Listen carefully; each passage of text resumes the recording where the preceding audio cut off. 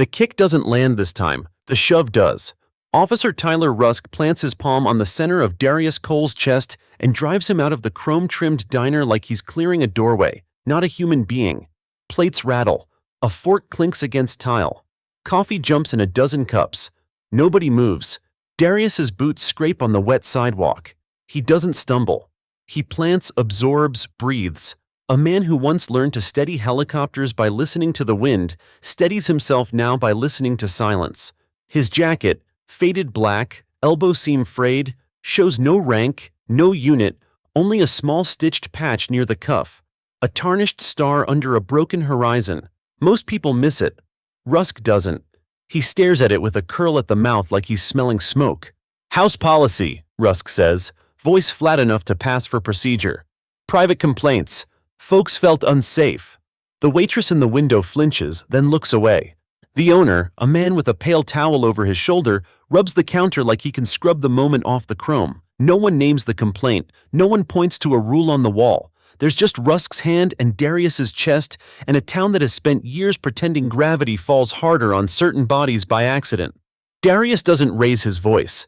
He is not 23 in a uniform anymore. He is 41 and tired in a way that even sleep doesn't fix. He studies Rusk the way he used to study a map. For narrow alleys, for blind turns, for the habit a man reveals when he thinks no one is keeping track. Rusk's habit is small. A touch to the radio he hasn't keyed. A glance not at Darius's eyes, but at the phone camera held low by the kid on the corner. "Sir," Darius says, and the word is clean, unbent. "I paid." "You paid to sit," Rusk says. "You didn't pay to make people nervous." In the glass, Darius catches his own reflection. Close-cropped hair, a jaw that healed crooked after a training fall in a place no one puts on maps, hands that still remember shivering metal and hot sand. He remembers a phrase an old sergeant said in a tent that smelled like wires and dust. "Don't light a match for a man who only knows how to breathe smoke." He lets the memory pass. He steps back from the doorway, not in retreat, but to mark a boundary. Inside, the kid with the phone swallows. Records anyway. "Tyler," the owner murmurs, towel twisting. "Maybe let him—" Rusk doesn't look back. "You want to handle a disturbance call? Write the statement when it gets messy?" The owner's towel stops moving. A siren murmurs somewhere far off, the way a city clears its throat. Cars hiss along the curb. A breeze turns the scent of burnt toast into something metallic. The patch on Darius's cuff drinks light and gives nothing back. He angles his body so he isn't boxed in by the doorframe. He speaks evenly. "I didn't raise my voice. I didn't threaten anyone. I asked for the manager when my check doubled." "People like you turn small things big," Rusk says, almost gently. "We're keeping them small." There it is, Darius thinks. The script. Across the street, a bus stop ad flickers. In its reflection, a black sedan idles a half block down, windows dark. Not a cruiser, not local plates. He files it away. In the corner of his vision, steam curls from coffee the waitress poured and didn't serve. "Write me a trespass," Darius says. "Put your name on it." Rusk smiles with his teeth, not his eyes. "I don't need to write anything if you keep walking." A little girl presses her face to the diner glass until her mother turns her shoulders. The kid on the corner steadies his hand. The video will catch Rusk's body language, the easy claim to a space he didn't earn, and Darius's posture. Straight, not stiff, still not frozen. The video will catch the moment Darius glances left, just once, toward that black sedan. Rusk decides he's bored. He plants a foot across the threshold, crowding the doorway like a line he dares Darius to cross. "Move along!" Darius moves, one step, sideways, clearing the door for whoever needs to leave without brushing Rusk's shoulder. He points to the receipt he laid under the sugar caddy. "Keep the change, it's the only thing in there that's clean." Rusk's nostrils flare. There's a type of man who believes power is a sound he makes with his mouth. When the sound doesn't land, he raises volume. "You think I won't?" A tone cuts through the moment. A phone ring, sharp, sterile, not from the kid's device, not from the diner register. Darius's phone. He doesn't look at the screen, he knows the sound. He set it years ago for numbers that live in small rooms with no windows. He hasn't heard it in a long time. The ring is precise, 3 notes, then a pause, then 3 notes, the kind of pattern someone designed so it could be remembered in a storm. Rusk tilts his head. "Put it away." Darius lets it ring once more. Then he checks the screen. Unknown caller, area code 703, Virginia.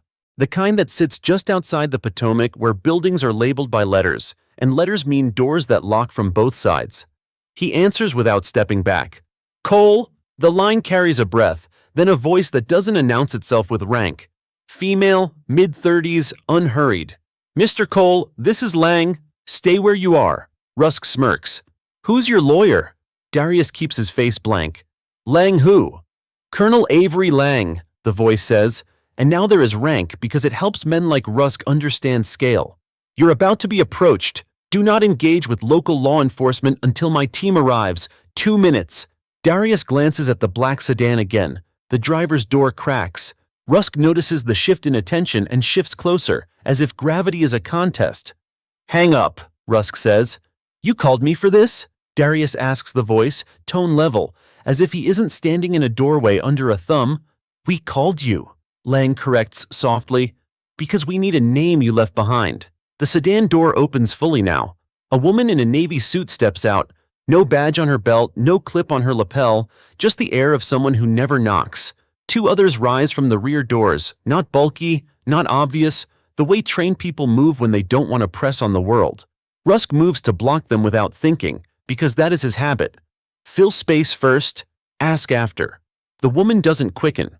She shows a card, not toward Rusk, but toward the window where the owner can see it, because the owner will remember details later. She speaks 3 quiet words that don't carry to the sidewalk.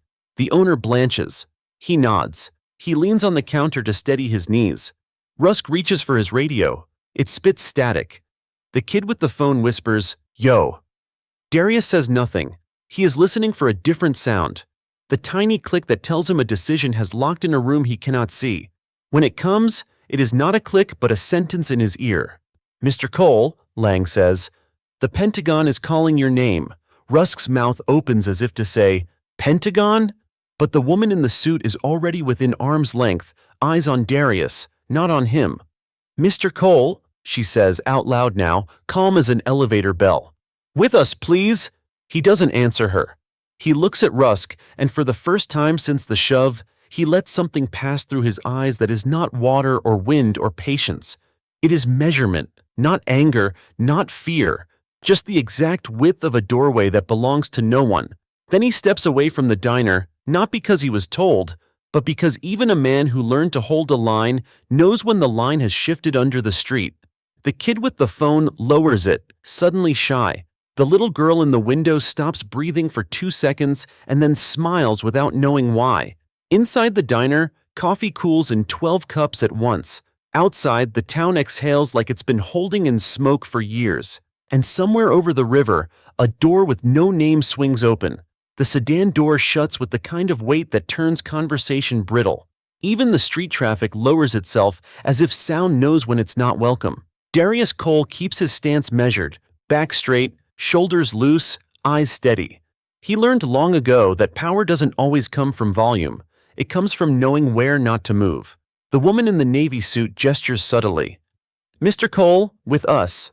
No push, no shove, just certainty. Rusk bristles. His radio crackles dead again, the static like a laugh that isn't his. Hold on, you don't just walk into my district and… The woman doesn't turn toward him. She doesn't need to. Local cooperation is appreciated, officer. She says the word officer like it weighs less than a penny and drops to the pavement just as fast. Darius steps closer, not out of obedience but because Lang's voice in his ear hasn't left. Stay where you are. Yet here the woman stands, an extension of that call. He isn't obeying her. He's testing if the line between orders and invitations still matters. The crowd inside the diner watches through glass fogged with breath. The little girl presses her hands flat until her mother pulls her back again. The boy with the phone angles higher, determined now. Every second streams outward, a river of pixels racing faster than the truth can walk. Rusk shifts to block the suit, palm grazing his holster. Identify yourself. Finally she looks at him. Just a glance, calm enough to be insulting. You don't have clearance for my identification. Her 2 shadows step wider, one toward the curb, the other near the diner door. They don't square shoulders. They don't posture.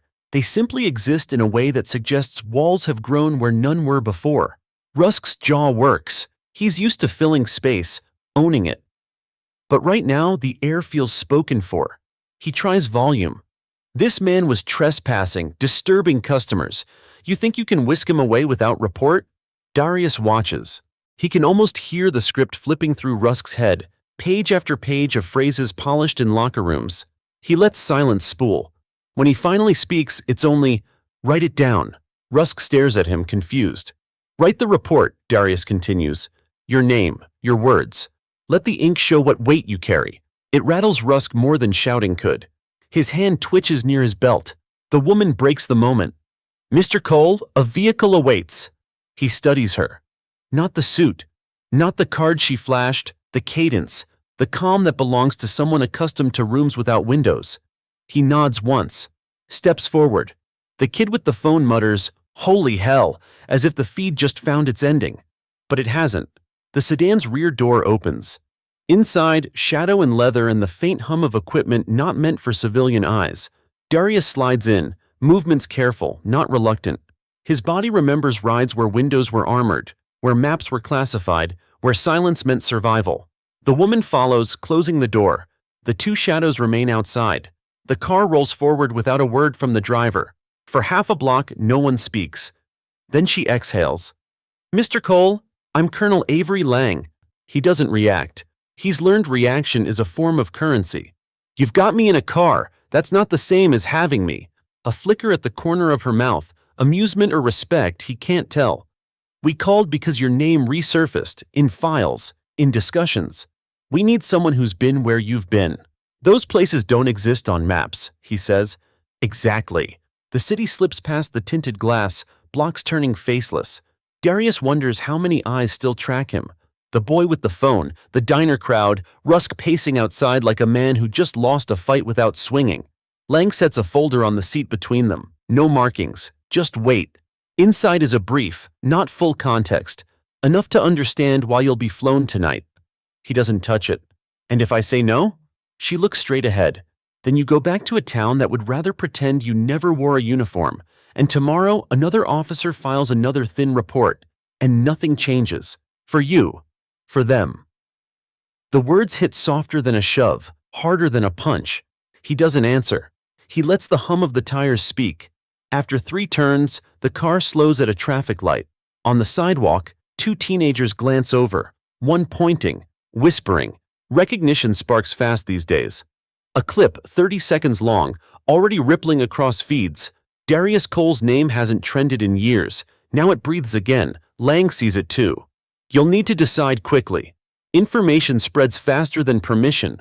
We'd rather you brief inside the Pentagon than out." He finally lifts the folder. The paper is cool, the way files from underground storage always are. He flips the cover. Photographs, satellite prints, a word circled twice, Vanguard. His chest tightens. He hasn't read that word since he signed a paper promising never to speak it. "You know it," Lang says quietly.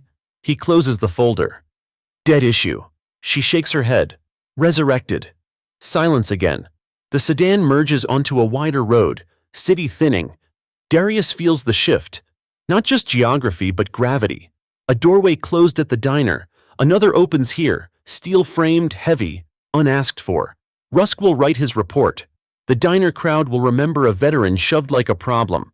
The internet will argue, clip by clip. But here, in this car, Darius hears the sound that matters most, the one he thought he buried under sand and oath. The Pentagon is not just calling his name, it is calling back a ghost. The sedan slides past the last stretch of neon. The city drains away, replaced by overpasses and long ribbons of highway where lampposts bend their light like sentries. Darius Cole rests the folder on his lap without opening it again. His thumb taps the cardboard in a rhythm that once meant count the seconds until liftoff. He stops himself. He isn't that man anymore, or he wasn't, until this evening shoved him into the light. Colonel Lang keeps her gaze forward. Her profile is sharp, soldier straight even in civilian clothes. She doesn't fill the silence, she lets it live. That, Darius realizes, is her strategy. Words would give away ground. Silence forces him to show what terrain he holds. At last he breaks it. Vanguard was shut down 15 years ago. Her eyes flick sideways. You remember the date? August 14th, he says without hesitation. The day we packed crates without labels, swore under oath, and watched files vanish into fireproof bins. Lang doesn't blink. Yet here it is. Breathing again. The folder shifts when the car takes a curve. A corner of one photograph slides free. A grainy overhead shot. Desert ridges bleeding into shadows. 3 vehicles angled like teeth marks in sand. Darius presses the folder closed. Who resurrected it? He asks. Not us alone, Lang replies. Pieces resurfaced, leaks we can't trace. We've seen chatter, contracts traded in corners of the net where money isn't the currency, names you once trained beside. He exhales through his nose. Ghosts, then. Ghosts don't trend on video, she answers, almost sharply. You do. And now, thanks to Officer Rusk and a boy with a phone, half the country will know your name by morning. Darius turns his head to the window. The night outside is empty fields, skeletal trees, headlights sweeping like search beams. Somewhere behind them, that diner buzzes with whispers. Rusk probably still paces, furious his shove turned into a spotlight. You want me because of the clip, Darius says. We want you because the program we buried isn't buried anymore. The clip just makes urgency harder to hide. The car hums steady. He remembers the training, the endless simulations, the phrase that hung over every briefing. Vanguard is the line we cross when the map stops showing us the way. He had crossed it once. He hadn't liked who he was on the other side. Lang leans slightly toward him, enough to lower her voice. You didn't just serve in Vanguard. You lived through it. Others didn't. That makes you irreplaceable. He studies her tone. No flattery, no softness, just weight. The driver takes an exit without announcement. Asphalt narrows, curls into a service road lined with trees that stand too evenly spaced to be natural. Ahead, a gate yawns open. No checkpoint visible. Sensors blink like stars fallen low. Where are we going? Darius asks. Lang answers, to decide if you still belong to something you walked away from. The words land heavy. He wants to laugh. Belonging? He belonged once to a unit that vanished without commendation. He belonged once to a flag that waved for others but wrapped nothing around him when he came home. The sedan eases into a compound whose buildings squat like secrets. Low, windowless, built to be forgotten from the road. Floodlights paint everything in sterile white. A hangar door slides open with hydraulic patience. The car rolls inside. When the door seals behind them, Lang finally turns to face him fully. Mr. Cole, do you know why your name was first on the call list? He doesn't answer. Because when Vanguard broke apart, you didn't just survive. You shut it down. You held the line no one else could hold. Memories stir. Heat, dust, a mission that bled rules dry. He sees flashes. Men running without orders. A horizon that burned. A choice he made with seconds left that ended the program not with ceremony but with silence. I buried it, he says. His voice is low, but the steel is there. I won't dig it up. Lang's gaze doesn't waver. Then someone else will. And if it isn't us, it will be them. The folder between them feels heavier now, as if paper could weigh like stone. He clenches his jaw. What's inside is bait. You want me to look? To remember? She nods. Yes, because forgetting won't stop what's coming. The hangar's interior hums. Fans, unseen servers, the pulse of machines always listening. 2 analysts step from a side door, one carrying a laptop, the other a case no larger than a lunchbox. They pause, eyes flicking to Darius with the recognition, soldiers reserved for men whose names live only in classified footnotes. Lang gestures. Take him to briefing 2. Darius doesn't move. His voice is steady. No, you brought me here. You tell me here. Lang studies him. Finally, she waves the analysts back. They vanish behind the door again. She leans closer. Fine. A word then. Vanguard isn't just alive. It's evolving. And whoever has their hands on it now, they're not wearing uniforms. The echo in his chest isn't fear. It's recognition. Once, he'd heard similar warnings whispered in desert tents. Words about war slipping free of borders, uniforms, rules. Lang softens her voice a fraction. We didn't call you to chain you. We called you because without you, we don't have a chance to stop what's been reborn. Silence presses the car. The air tastes of machine oil and dust. Darius finally opens the folder again, just once more. This time he forces himself to study the top image. Not desert. City. Buildings cracked like teeth. a symbol sprayed across concrete walls, the same star under a broken horizon as the patch on his jacket cuff. His pulse jumps. That patch wasn't decoration, it was memory. A mark only Vanguard carried. Lang watches his reaction, her voice barely above breath. "Tell me you don't recognize it." Darius closes the folder with a snap. His eyes lock on hers. "I thought I burned the last of those," he says. Lang doesn't blink. Someone lit them again. The hangar's lights hum overhead, steady as an old generator heartbeat. Darius Cole grips the folder like it might bite. The image of that symbol, the broken horizon beneath the star, still burns behind his eyes. He remembers sewing it onto sleeves in places where GPS lost its voice. He remembers burying it under sand with the bodies of men who carried too much loyalty and not enough orders. Now it's sprayed across a city wall. Lang watches him, expression sharp but patient. "You see why this is urgent?" Darius shakes his head slowly. "I see someone with a can of paint and too much imagination. That doesn't mean Vanguard breathes again." Lang leans closer. "The paint is the surface. What's underneath? The chatter, the intercepted comms, the money transfers, that's the pulse. And every beat says your past didn't stay buried." He exhales, long, controlled. "Who's funding it?" "That's the question we're bleeding hours to answer," Lang replies. "Contracts, shell companies, nothing concrete yet, but the tactics, ambushes, sabotage drills, encrypted channels, they echo Vanguard training manuals. Manuals we thought only existed in locked vaults." Darius studies her. She doesn't flinch, doesn't look away. That's how he knows she believes it. Or at least, she believes she needs him to believe it. The analysts return, setting the laptop on a steel table rolled in from the shadows. One types fast, screen blooming with grainy footage.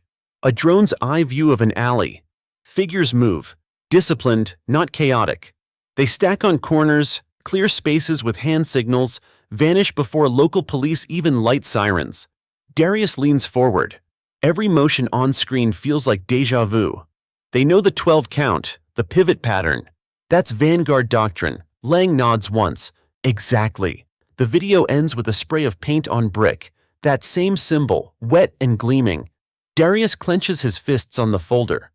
When Vanguard shut down, every manual, every drive, every recording was destroyed. Lang corrects him softly. Every manual we knew about. Programs like this don't die clean. Pieces scatter. People hoard. Ghosts hide. The word ghosts cuts him again. He thinks of the names she mentioned, whispers of men he once trained beside. Some dead, some vanished. Not all bodies were recovered. Not all oaths were kept. "Why me?" he asks finally, voice gravel. "You've got satellites. You've got analysts. You've got soldiers younger and hungrier than me." Lang's eyes sharpen. Because hunger without memory is dangerous. You remember what happens when Vanguard isn't controlled. You carry the weight. They don't. The hangar air feels colder. He remembers that mission, the one no commendation ever touched. The decision he made when command collapsed and his unit stood seconds away from becoming something darker than soldiers. He remembers ending it, not with glory, but with silence and fire. "I killed it once," he says. "If it's back, I'll kill it again. But don't confuse that with coming back to you." Lang studies him, then nods. "Fair enough." The analysts withdraw again. The hangar door groans, opening to reveal another vehicle, this one armored, matte black, humming with readiness. Lang rises. "We're moving you to Arlington.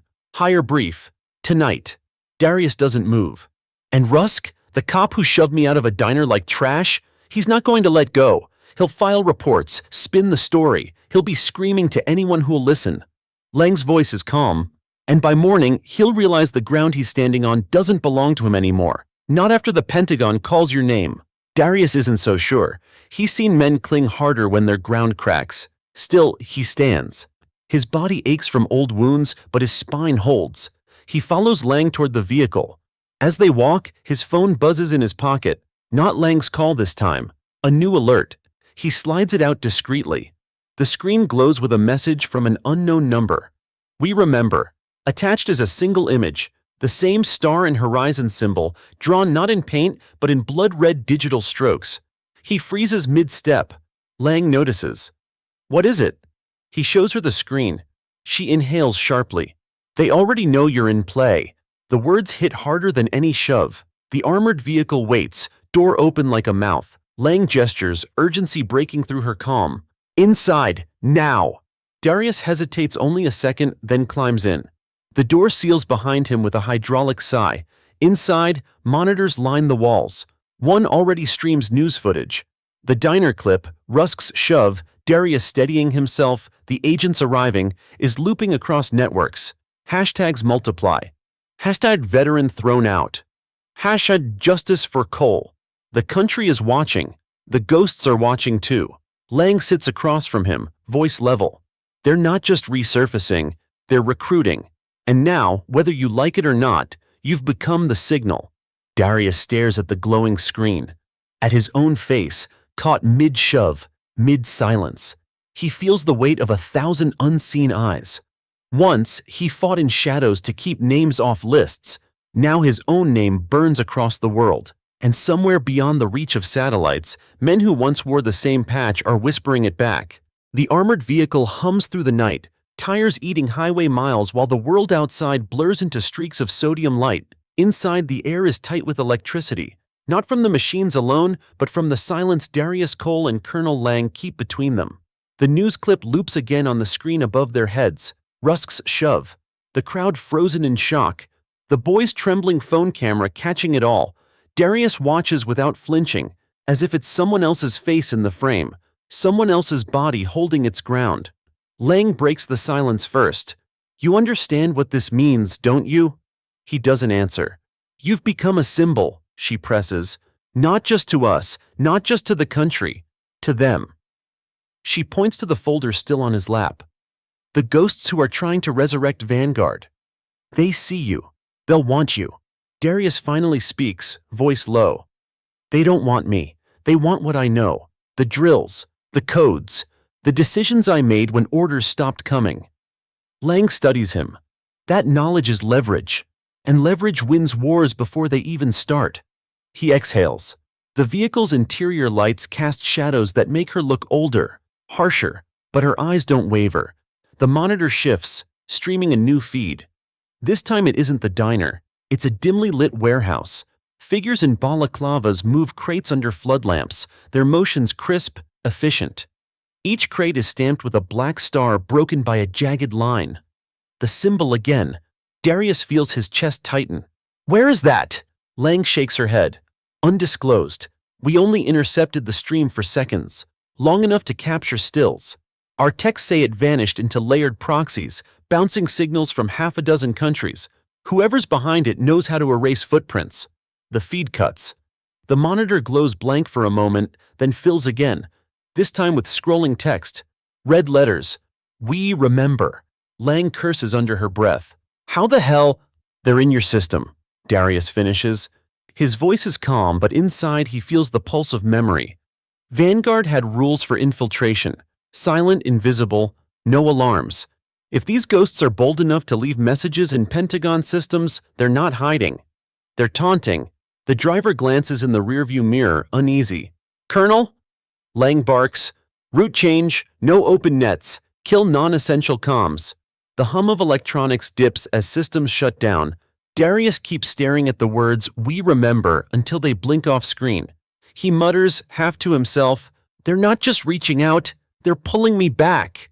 Lang leans forward. Then we cut the cord before they drag you under. But Darius isn't convinced. He knows this game. The ghosts don't need to drag him anywhere. They just need the world to believe he's already with them.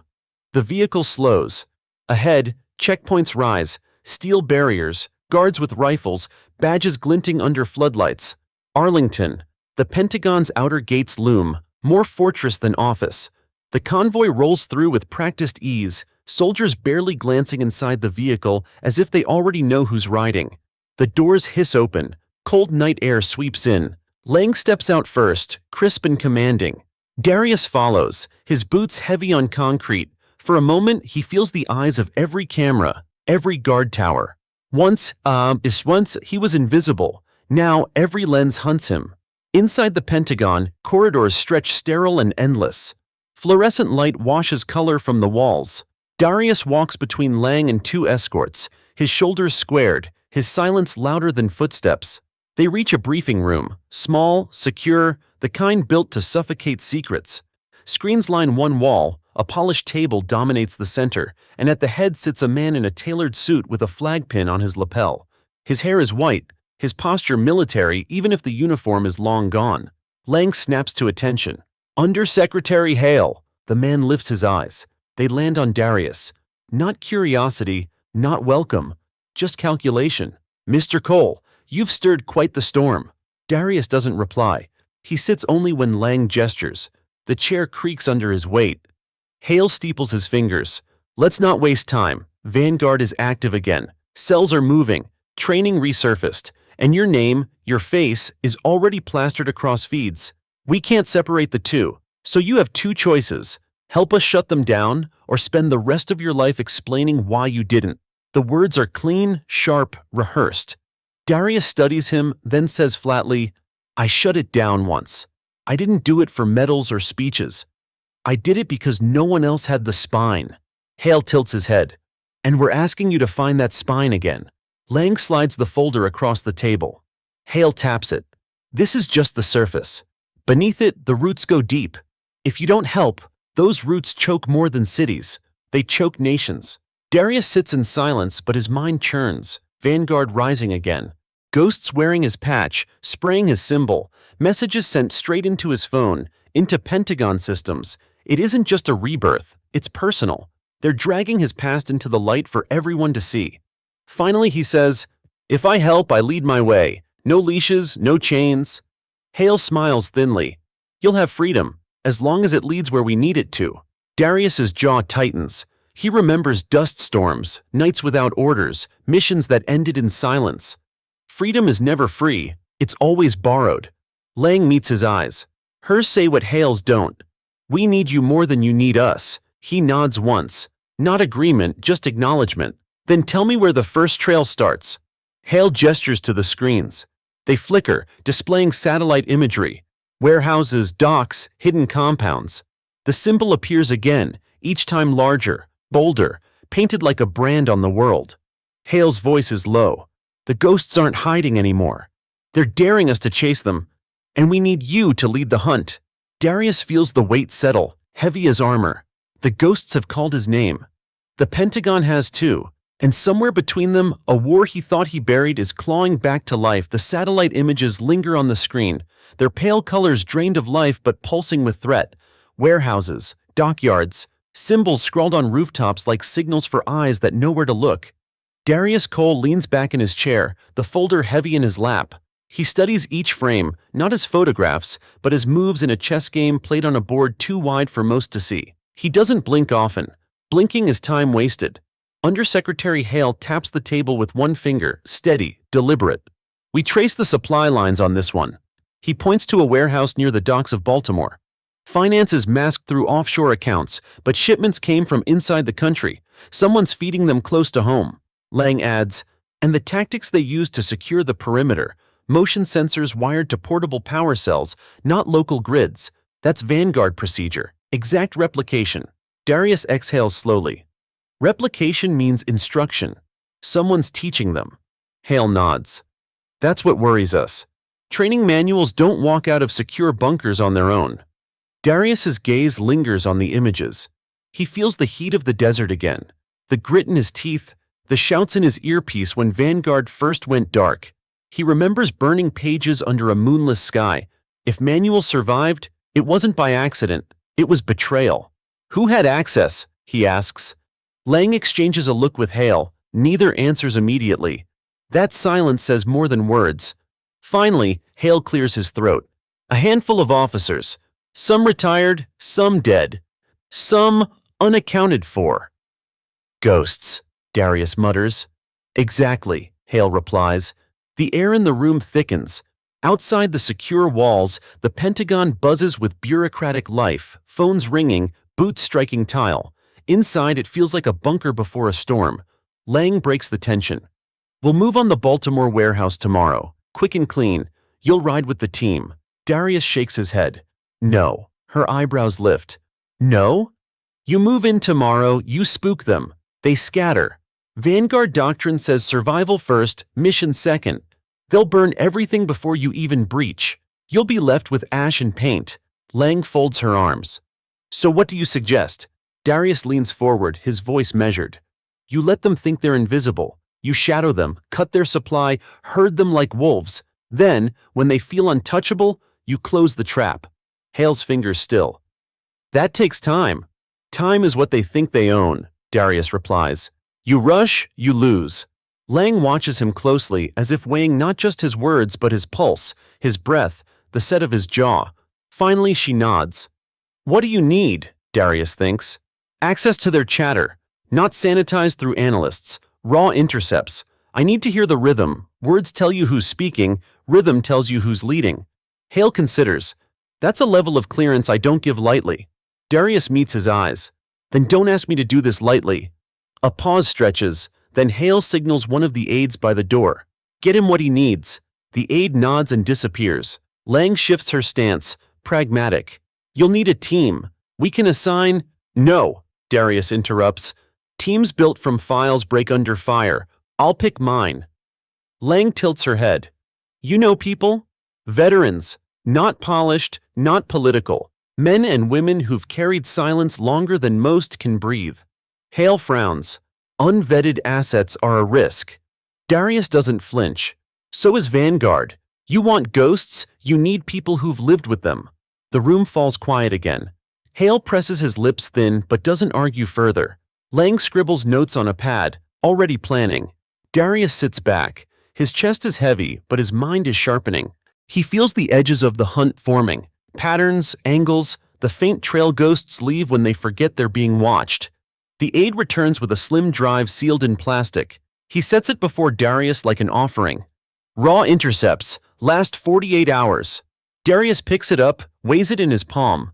It feels heavier than it should, like memory disguised as metal. Lang nods. You'll have a secure terminal. Use it. He pockets the drive. I'll listen my way. Hale rises, signaling the meeting's end. Mr. Cole, the eyes of this country are on you now.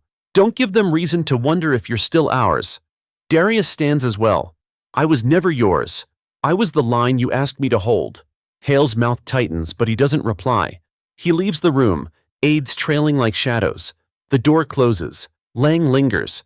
She studies Darius, her voice lower. You know they'll test you. He nods. Ghosts always do. As she leaves, he remains alone in the sterile room. He sets the drive on the table, stares at it. 48 hours of whispers, codes, maybe even names. Somewhere in those threads, the ghosts are breathing. His phone buzzes again. Another unknown number. He doesn't open it at first. When he does, his throat tightens. The screen shows a single phrase. Welcome back, Cole. No punctuation, no signature, just certainty. He closes his eyes for one breath. Then he pockets the phone, takes the drive, and walks out of the room. The trail has begun. The secure terminal hums softly in the corner of a windowless room deep inside the Pentagon. Its glow paints Darius Cole's face in pale blue, his reflection caught faintly in the screen. In his hand, the slim drive still feels like a weight more suited for a rucksack than a pocket. He slides it into the machine, and the feed bursts alive with sound. Static first, then fragments. Men talking in clipped whispers, women giving coded instructions. Digital distortion weaving through every sentence like fog. He leans in, closing his eyes as if sight distracts from listening. Move at dawn. Supply run confirmed.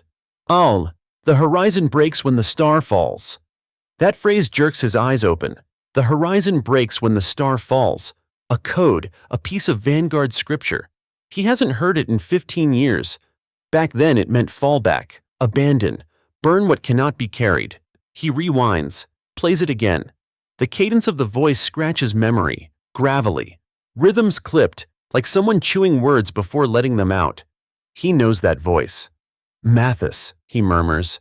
The name tastes bitter. Sergeant First Class Darren Mathis. Vanguard's knife in the dark. Reported KIA during the collapse. Darius saw his file. A burned convoy. No survivors. But the dead don't whisper into Pentagon wires. The feed shifts. Another channel. Female voice this time. Softer but sharp. Recruitment underway. The veteran's name already spreading, Cole. Darius freezes. They're speaking about him. He replays it. No mistake. His name, his presence at the diner, the ghosts already weaving him into their narrative. He sits back, fists tightening. They're not just reviving Vanguard. They're building it on my shadow. The door hisses. Colonel Lang steps inside, carrying 2 mugs of coffee. Thought you'd need this. She sets one by his hand, studies the lines of his face. You've been at it 2 hours. Mathis, he says flatly. Her brow furrows. What about him? He's alive, or someone's wearing his voice. Lang sets her mug down carefully. That's not possible. We confirmed the kill. The reports burn as easily as files. Darius cuts in. Listen. He plays the segment again. Mathis's voice rasps through the static. Lang stiffens. That's him, she admits quietly. Darius nods. If Mathis survived, he didn't just walk away. He carried doctrine with him. He was the kind who thought rules slowed progress. Lang crosses her arms. Then he's more dangerous than the rest combined. More dangerous, Darius agrees, because he knows me, and he'll use me. They sit in silence for a beat, the recording looping in the background like a ghost refusing to fade. Lang finally says, we'll need to move faster, if they're invoking your name already. No, Darius interrupts. We move smart, not fast. Mathis will expect us to chase. We make him chase instead. Lang tilts her head. How? Darius taps the screen where the phrase repeats. The horizon breaks when the star falls. This isn't just code, it's bait. He wants us to follow, so we give him something to follow back. Her eyes narrow. You want to feed false intercepts. I want to flip the script, make him doubt his own channels. Ghosts don't survive when they question the air they breathe. Lang considers. We concede misdirection, but it takes coordination, approval. Then get it, Darius says. Meanwhile, I pick my team. She nods slowly. You have names? His jaw tightens. He hasn't said these names aloud in years, but the syllables come back like steps on a familiar trail. Hendrix, X-Force Recon, faked his way into civilian life with a mechanic's shop. Quiet, reliable. He takes a breath. Samuels, Intel specialist, got burned by bureaucracy, but she sees patterns like veins in stone. He leans back. And Vega, demolitions, hot-headed, but he listens when it matters. We survived the same fire once. Lang scribbles notes. I'll start the vetting. No vetting, Darius insists. They come clean or not at all. Bureaucracy killed enough trust already. Lang doesn't argue this time. She sees the steel in his voice. The static shifts again, another fragment spilling across the room. A chant, low and rhythmic, dozens of voices layered. We remember, we remember, we remember. It crawls under the skin. Lang's hand hovers near the console as if she might shut it off, but Darius shakes his head. Let it play, he says. His voice is calm, but his eyes darken. I need to hear how far the ghosts have spread. The chant grows louder, rolling like thunder from unseen throats. Then, abruptly, silence. The line cuts. Lang exhales. They know we're listening. They want us listening, Darius corrects. They want me listening. He rises, closing the folder, pocketing the drive. Get me my team, tonight. Lang studies him. For the first time, she sees not just the veteran steady under pressure, but the commander who once made decisions no one else dared to. A man who buried a program and now must exhume it. As he heads for the door, his phone buzzes again. He doesn't check it right away. When he does, 3 words glare back at him. Find us, Cole. He pockets it, steps into the sterile hall. The hunt has begun. Except this time, he isn't the only hunter. The Pentagon corridors hum with fluorescent light as Darius Cole walks through them. Colonel Lang just half a step behind. Each stride feels heavier than the last, not because of fatigue, but because the ghosts are no longer whispers in static. They're chanting his name across wires. 3 people, Lang says, voice clipped, businesslike. Hendrix, Samuels, Vega, you trust them? Darius doesn't hesitate. With what matters? That's all that counts. Lang scrolls on a tablet as they walk. Hendrix is in Norfolk. Samuel's off the grid, teaching night classes in D.C., ironically. Vega's down in Texas. I can get planes, but bringing them in won't be quiet. They don't need quiet, Darius replies. They need direction. They turn a corner, passing 2 Marines stationed at a door that reads restricted access. Their salutes snap, but Darius doesn't return them. He isn't military anymore, no insignia on his chest, only ghosts follow him. Inside the briefing chamber, the map sprawls across a wall, dozens of red dots marking activity: Baltimore, Newark, Atlanta, Los Angeles. Vanguard symbols sprayed on concrete, stitched on flags, etched into metal. Each dot a reminder the past doesn't stay buried. Darius steps closer, eyes tracing the spread. They're not hiding in deserts. They're planting roots in cities. Bold. Too bold. Lang folds her arms. Mathis always believed visibility was strength. He called secrecy a weakness. If he's alive, this has his fingerprints all over it. Darius stares at Baltimore's glowing dot. Then Baltimore is where we start. Lang shakes her head. Too risky for a first move. We don't have enough intel. That's why we move, Darius counters. You don't wait for ghosts to write the playbook. You break their rhythm. The air between them sharpens. Lang exhales through her nose, conceding ground. Fine, but you take point. Your team, your call. Darius nods once. Then get Hendrix first. 2 hours later, he stands on the cracked concrete of a Norfolk mechanic's yard. Grease and salt air mix in the night breeze. Floodlights buzz overhead, painting everything in harsh white. A man in coveralls steps from under a lifted truck, wiping oil from his hands. Hendrix. His hair is grayer, shoulders broader, eyes still sharp as a rifle sight. He freezes when he sees Darius. Cole. No salute, no handshake, just a name said like a memory he didn't expect to see again. Need you, Darius says. Hendrix chuckles without humor. Last time someone said that, half a unit didn't walk out. Last time I didn't have a choice, Darius replies. This time I do.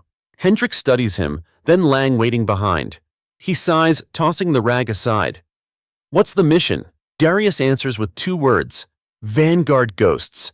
The mechanic's smirk fades. His jaw tightens. He doesn't ask more questions. He simply nods. When do we move?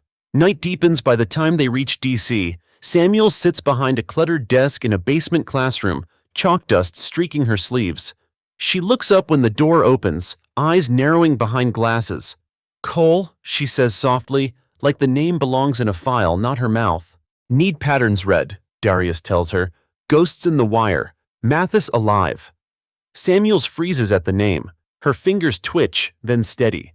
If Mathis is breathing, the rules don't matter anymore. Exactly, Darius says. And you're the only one I trust to see the seams before they rip. She stares at him, then the raw intercepts he places on her desk. She doesn't open them yet. Instead, she leans back, eyes closed, exhaling long. 15 years, Cole, I buried that noise. You're asking me to dig it back up. I'm not asking, he says evenly. I'm telling you it already dug itself up. Samuels opens her eyes. A flicker of old fire burns there. She nods once. Then let's not let the ghosts write the ending. By dawn, Vega joins them in Arlington. Tattoos snake across his arms, scars cut deep lines through his skin. He greets Darius with a punch to the shoulder hard enough to bruise. You always find a way to drag me back, Vega growls. You always follow, Darius answers. Vega smirks. Fair. The 4 of them, Hendrix, Samuels, Vega, and Cole, stand in the sterile Pentagon room that feels suddenly less empty. Lang watches from the corner, arms crossed, eyes measuring the old bonds threading between them. Darius faces the map again. We start in Baltimore, but not with a raid. We scout. We shadow. We listen. Mathis wants us chasing.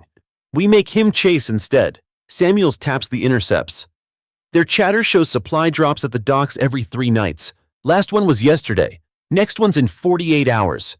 Hendrix nods. We'll need eyes on the ground. Watch their movements before they watch us.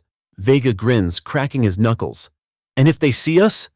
Darius's voice hardens. Then they remember why we buried Vanguard the first time. The room quiets. The weight of his words settles like stone. Lang finally speaks. You know what this means, Cole? Once you step out with them, there's no pulling back. No pretending you're not part of this war again. Darius looks at her. His eyes carry 15 years of silence, regret, and steel. The war came to me. I'm just answering the call. He turns back to his team. Gear up. We leave tonight. The ghosts want him to find them. He intends to make sure, when he does, they regret being found. The streets of Baltimore reek of salt water and rust when the team arrives. The night air hangs heavy, damp with the smell of oil drifting from the docks. Sodium lamps flicker above the empty warehouses, casting halos that stretch shadows longer than the men walking beneath them. Darius Cole leads. His stride is measured, quiet, the kind of walk soldiers learn after years of needing to see without being seen. Behind him, Hendrix moves like a tank forced into silence. Samuels glides as if her steps weigh nothing, and Vega lags half a pace, scanning corners with the impatience of a man who trusts fists more than shadows. They've ditched government escorts. No Pentagon convoy, no official briefing. Just 4 figures wrapped in black coats, disappearing into the night. "Intercept said supply drop tonight," Samuels whispers, eyes on the dim glow of her tablet. A map pulses there, signals bouncing from scrambled towers. Coordinates put it here, Dock 17. Darius halts, raising a hand. Ahead, Dock 17 yawns under the glow of a single lamp. Crates line the pier like teeth, metal containers stacked high, doors chained shut. The water slaps against pylons, restless, whispering secrets. Hendrix kneels, scanning the ground. Fresh tire tracks, heavy load within the last hour. Vega cracks a grin. "So we're not ghosts. We're late to the party." "Quiet," Darius murmurs. He signals them forward, slipping between shadows. They press close to the containers, backs brushing cold steel. Samuels taps her earpiece, voice low. Picking chatter. Movement confirmed. 3 hostiles minimum. "Hostiles?" Vega smirks. "Call them what they are. Traitors." Darius raises 2 fingers. Silence. He peers around the corner of a container. 3 figures move on the dock. Balaclavas, rifles, formation tight. Not amateurs. They sweep corners, signal with hands, cover lines of fire. Vanguard doctrine, clean, precise. Darius's chest tightens. He feels the years collapse. He sees the drills, the endless repetition, the cadence of movements taught to kill without hesitation. "They're running my playbook," he mutters. Hendrix's voice rumbles. "Then you know how to beat it." "Not yet," Darius says. "We don't spook them." They watch as the operatives roll a crate onto the pier. A boat engine purrs from the water. Another figure appears, bigger, broader, moving with command. He lifts a hand, and the 3 fall back instantly. Authority. Samuels's eyes widen. "That's him!" Darius squints. Even in shadow, the silhouette is unmistakable. Broad shoulders, stiff gait, the way his head tilts as if every sound belongs to him. Mathis. Alive. The man reported dead, the ghost whose voice crawled through Pentagon wires, now stands in flesh and blood on a Baltimore dock. Vega's fists clench. "Say the word, Cole. I'll put him down." "No," Darius snaps. "We don't move. Not tonight." Vega growls. "You can't just let him walk." "I need to know his game," Darius says firmly. His voice carries command, and for a moment Vega's fire dims.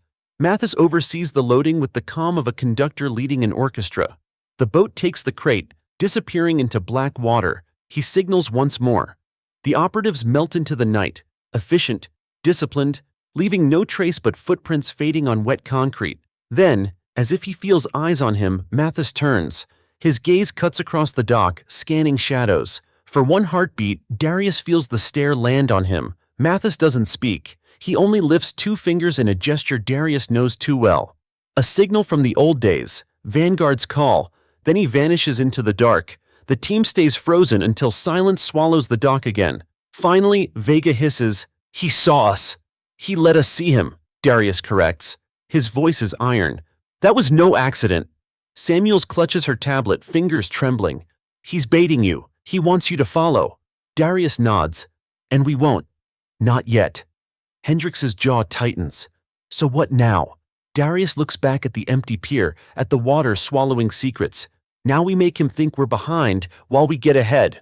Back at their safe house, a rundown motel on the city's edge, the team gathers in a dimly lit room. The walls stink of mildew, the carpet worn thin, but it offers what they need most: anonymity. Samuel spreads maps and intercepts across the bed. They're moving supplies inland, not just weapons, tech, comms equipment. They're building infrastructure. "Recruitment, training, logistics," Hendrix mutters. "That's an army in the making." Not an army, Darius says. A shadow mirror. They're rebuilding Vanguard piece by piece. Vega slams a fist against the wall. Then we hit them now, hard, before they dig in. Darius fixes him with a stare. And then what? They scatter, disappear, grow twice as strong? No, we don't chase shadows. We cut the strings that hold them. Samuels traces lines on the map. If we backtrack that shipment, it doesn't just lead to one cell. It leads to their network, their funding. Exactly, Darius says. Mathis wanted us to see him, to react. But instead, we starve him. Take his supplies, his money, his recruits. Make him bleed before he even fights. Hendrix nods slowly. Turn the hunter into the hunted. Darius meets their eyes. This isn't just about killing Mathis. It's about killing what he's building. We end Vanguard a second time, and this time for good. The room falls silent.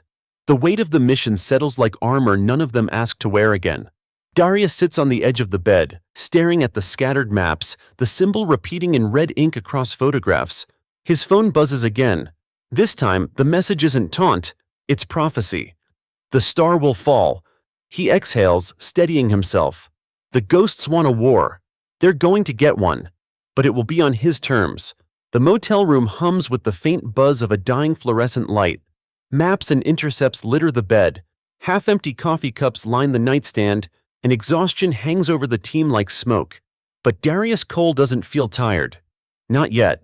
Mathis's shadow keeps him sharp, and the message on his phone, the star will fall, burns in his mind like a wound refusing to close. He stands at the window, curtains barely parted, eyes on the rain-slick street outside. Cars pass every so often, tires whispering on wet asphalt. Somewhere out there, Mathis is watching, waiting. The thought doesn't unsettle him. It steals him. Behind him, Vega paces like a caged wolf. We've got his trail. We saw him with our own eyes. Why are we sitting here instead of putting him in the ground? Because that's exactly what he wants, Darius replies without turning. Vega growls. You always played chess when the fight needed fists. And that's why you're still alive, Darius says flatly. The room quiets. Vega grinds his teeth but doesn't argue. Samuel spreads another intercept across the table. Lines of coded transactions, dates, and shipping manifests fill the page. Her glasses catch the lamplight as she speaks.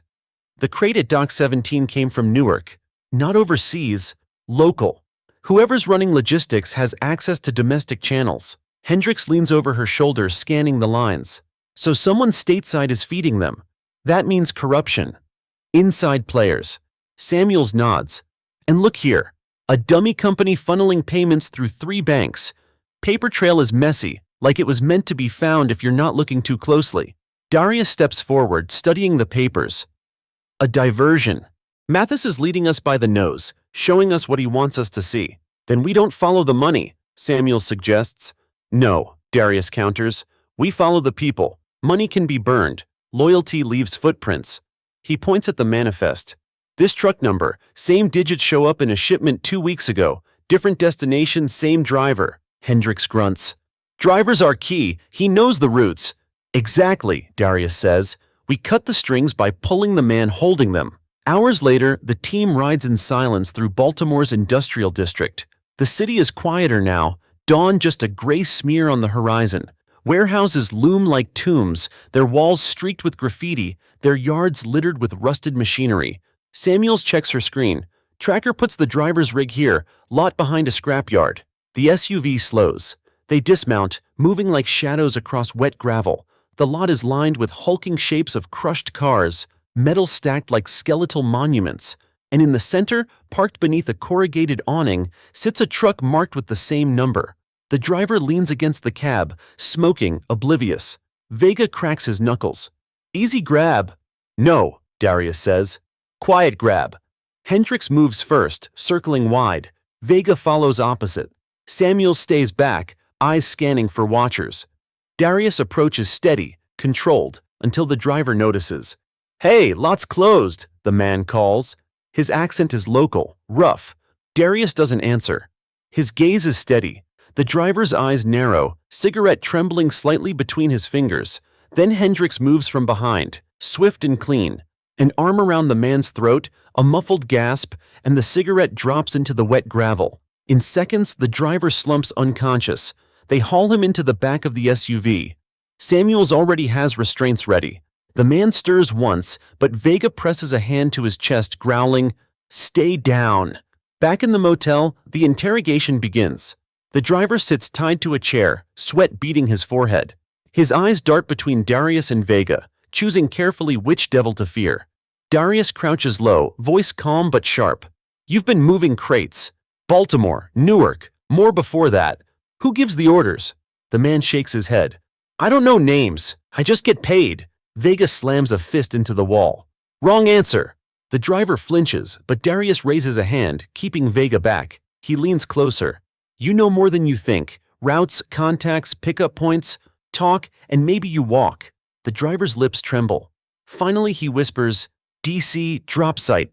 Old subway tunnels, abandoned line. We load there, they pick up. I never see the same face twice." Samuel scribbles notes, her brow furrowed. "Abandoned lines run for miles. Perfect for hiding movement." "Who's they?" Darius presses. The driver swallows hard. "They don't give names, just the mark." He glances nervously at the wall. "That star symbol, always the star."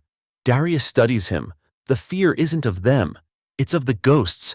Mathis has planted terror deep, making loyalty stronger than money. "You're going to take us there," Darius says finally. The driver's eyes widen. "No, you don't understand.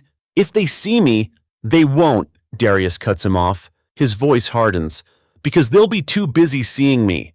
Later that night, the team prepares gear in silence. Samuels checks comms, Hendrix loads magazines, Vega straps charges into a pack with the eagerness of a man itching for fire. Lang arrives, tension written across her face. "You realize you're stepping straight into their nest." "That's the point," Darius replies. "We starve ghosts by cutting their supply. This tunnel is the vein. We bleed it dry." Lang shakes her head. "And if Mathis is there?" Darius meets her eyes. "Then he learns I'm not a ghost. I'm the one who buried them once, and I can do it again." The room stills at his words. The weight of command has shifted fully back onto his shoulders, whether he asked for it or not. He straps his weapon, checks his team, and gives a single nod. "Move out!" Outside, the night waits, the city's tunnels yawning like an open grave. And somewhere inside, Mathis is already smiling. The abandoned subway tunnels breathe stale air as the team descends. Their boots echo against concrete steps, each sound magnified by the cavernous dark. Rust streaks down tiled walls. Water drips in steady rhythms, and the faint hum of the city above feels distant, unreal. Darius Cole leads the way, flashlight beam cutting through shadows. Behind him, Hendrix carries the subdued driver, bound and gagged, forced to guide them by nodding directions. Samuel studies a digital overlay on her tablet, cross-referencing old metro schematics with the driver's signals. Vega lingers at the rear, muttering under his breath, itching for the chance to blow something apart. "Left at the junction?" Samuels whispers, her voice barely carries. "Line 6 was sealed after the derailment 15 years ago. Perfect cover." Darius halts at the turn. He raises a hand, signaling silence. The air ahead feels heavier, charged. He kneels, presses 2 fingers to the concrete. Vibrations. Faint, but there. Machinery operating deeper inside. "They're here," he says. They advance cautiously. The tunnel opens into a wide chamber where rusted tracks vanish under crates stacked in neat rows. Floodlights hum overhead, wired to portable generators. Men move with precision. Rifles slung, radios crackling. On one wall, the Vanguard star and horizon symbol stretches across concrete in fresh black paint. Vega whistles under his breath. "They're not just ghosts, they're building a damn base!" "Quiet," Darius warns. From a catwalk above, more figures patrol. Their gear is mismatched but disciplined. Body armor combined with street clothes, weapons cleaned and ready. This isn't chaos, it's training. Mathis's doctrine in motion. Samuels records silently, every movement captured on her tablet. Numbers, 20, maybe 30. Not counting shadows in the corners, Hendrix adjusts his grip on the driver. "What's the play, Cole?" Darius studies the scene. If they engage, they'll be swallowed whole. But if they retreat, they lose the element of knowing. His eyes land on a generator humming near the tracks. Cables snake from it, feeding lights and radios. He points. "That's their heart. Cut the power, blind the ghosts, then we bleed them at the edges." Vega grins, already unshouldering his pack. Finally, but before he can move, a voice echoes from the catwalk. Calm, commanding. Cole! The team freezes. Every operative below halts, rifles snapping to ready. The floodlights blaze brighter, illuminating the chamber fully. And there he is, Sergeant Darren Mathis, alive. He stands tall, scars tracing his face, eyes gleaming with the fire of someone who's walked through death and come back laughing. His voice carries like steel dragged across stone. I knew you'd come, Mathis says. You always had the itch, couldn't stay away. Darius steps forward, unflinching. You should have stayed dead. Mathis laughs, the sound booming through the chamber. Dead men don't change the world. Look around you, Cole. This is just the beginning. Vanguard isn't a ghost anymore. It's a rebirth. The operatives below shift, restless, eager. Mathis raises a hand and they still instantly. Obedient, loyal. You trained me, Mathis continues. Every move, every doctrine, every principle. And I've taken your lessons further than you ever dared. Darius's voice is steady. You're not building a future, you're repeating a mistake. Mathis tilts his head, studying him like prey. The mistake was thinking we needed permission. Governments rot, chains rust, but Vanguard endures. And with your name already echoing, you've become the spark we needed. He gestures to the painted star. They chant your name, Cole. They see you as proof. A man betrayed, cast aside, called back to lead. You're not their enemy. You're their prophecy. Darius feels his team tense behind him. Samuels mutters under her breath, He's trying to fold you in. Of course he is, Hendrix rumbles. Mathis spreads his arms. Come down, stand beside me, and together we'll finish what Vanguard was meant to be. Or, he smirks, stay there, dog. Let the Pentagon use you until you break again. Vega growls, ready to fire. Darius raises a hand, holding him back. He locks eyes with Mathis. I buried Vanguard once. I'll bury it again. And this time, I'll bury you with it. The chamber stills. The floodlights hum. For a long moment, neither man moves. Then Mathis smiles, sharp and cruel. Then come find me in the dark, old friend. He signals, and suddenly the generators cut. Floodlights snap off. The chamber plunges into blackness. Gunfire erupts. Chaos shreds the silence. Bullets spark off steel, ricocheting into shadows.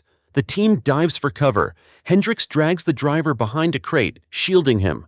Samuels huddles close, clutching her tablet, feeding coordinates through the darkness. Vega whoops like a madman, returning fire in bursts that light the tunnel like lightning. Darius moves with precision, every step echoing muscle memory. He fires, drops a silhouette, moves again. His breath stays steady even as the chamber becomes a storm of sound. Above, Mathis's laughter cuts through the din. Welcome back, Cole, Samuel shouts. Left flank moving, 3 incoming. Hendrix rises, a wall of muscle, and drops them with cold efficiency. Vega tosses a charge toward the generator, its blast rocking the chamber and plunging half the radios into silence. For a heartbeat, the fight evens. Then a whistle pierces the dark, high, sharp, commanding. Vanguard doctrine. The operatives shift instantly, breaking contact, vanishing into side tunnels with ghost-like precision. Gunfire fades. Only echoes remain. When the lights flicker back, powered by emergency rigs, the chamber is empty except for crates and bloodstains. Mathis is gone. Darius lowers his weapon, chest heaving. He knows this wasn't defeat for Mathis. It was theater, a demonstration, a message. He wanted us to see, Samuels whispers, trembling. To feel his reach. Darius nods grimly.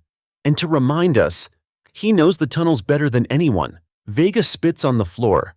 So what now? Darius stares at the symbol on the wall, bold and black, untouched by gunfire. Now, he says, voice low, we hunt him before the prophecy writes itself.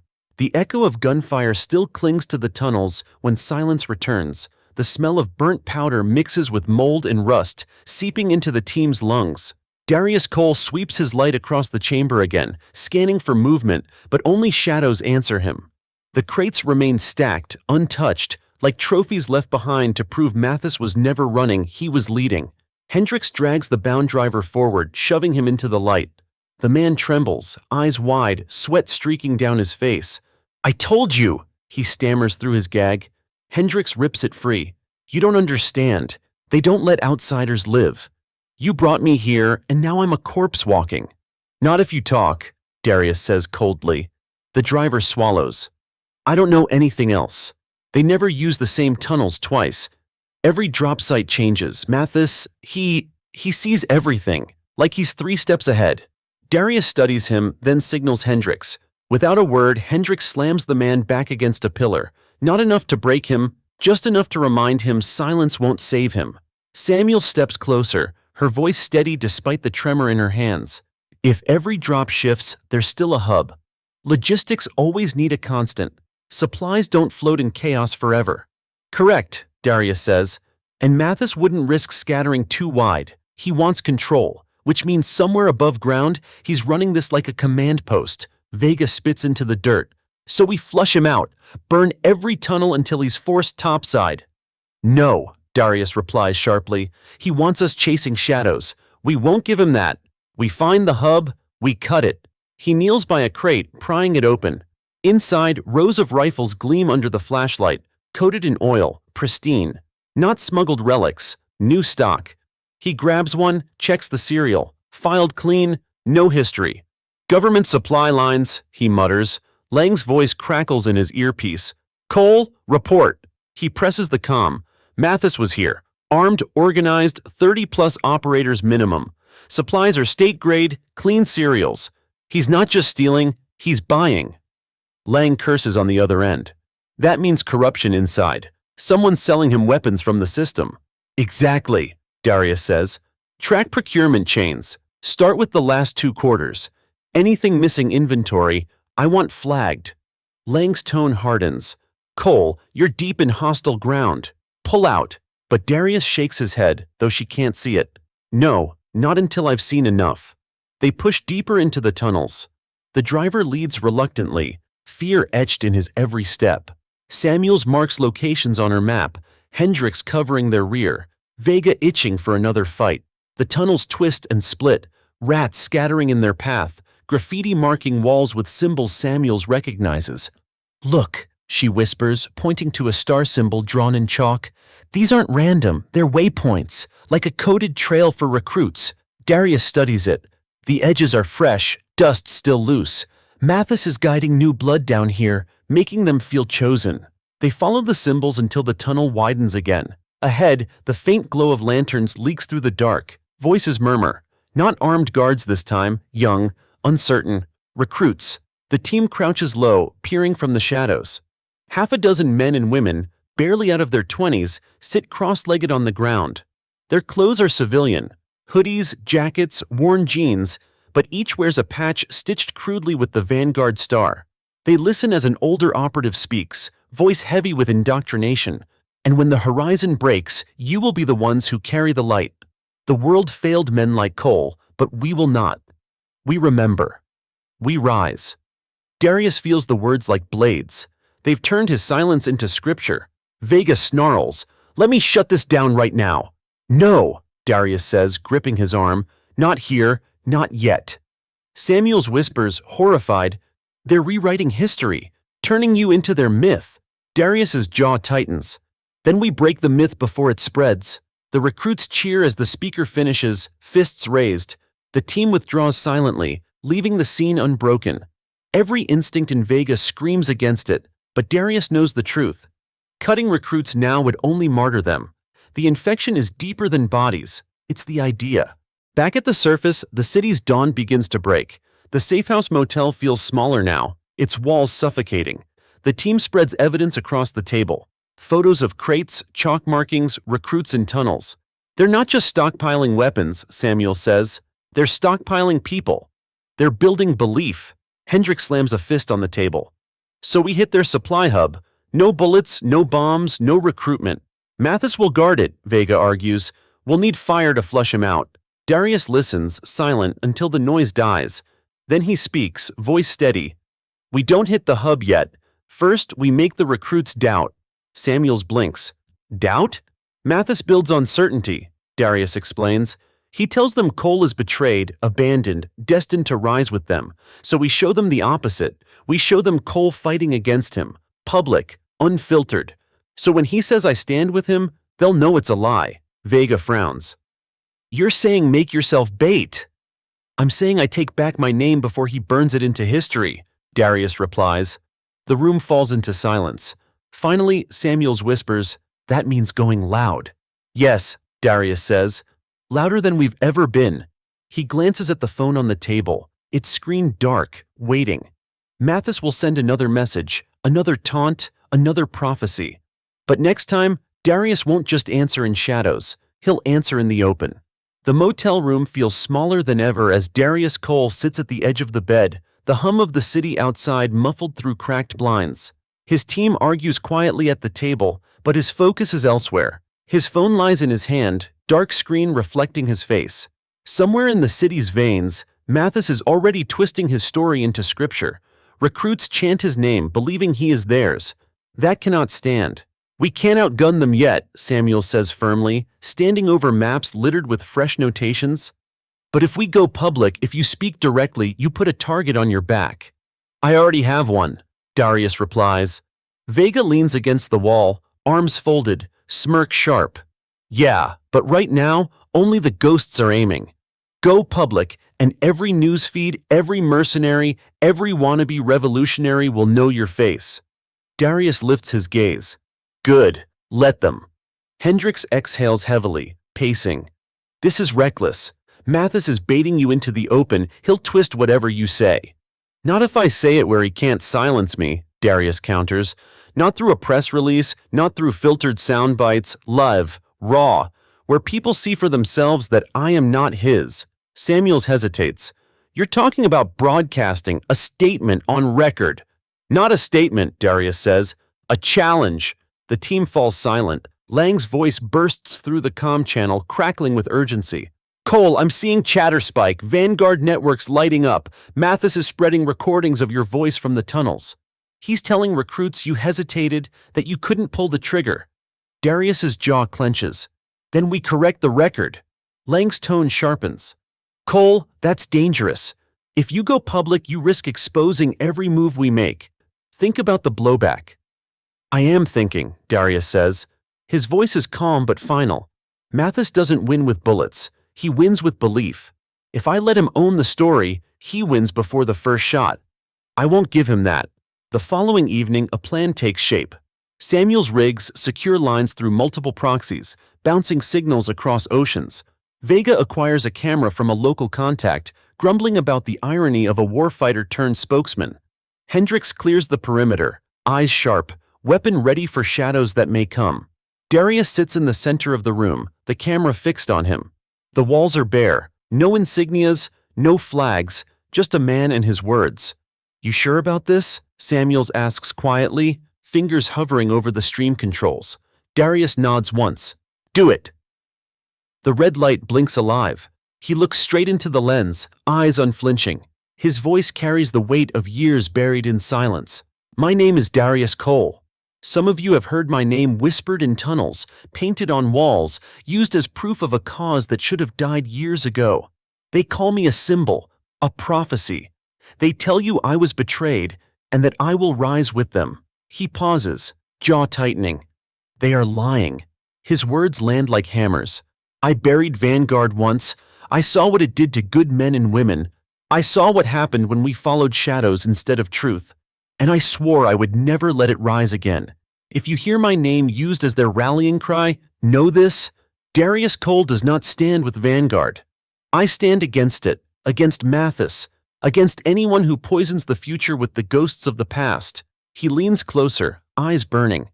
Mathis calls himself a leader.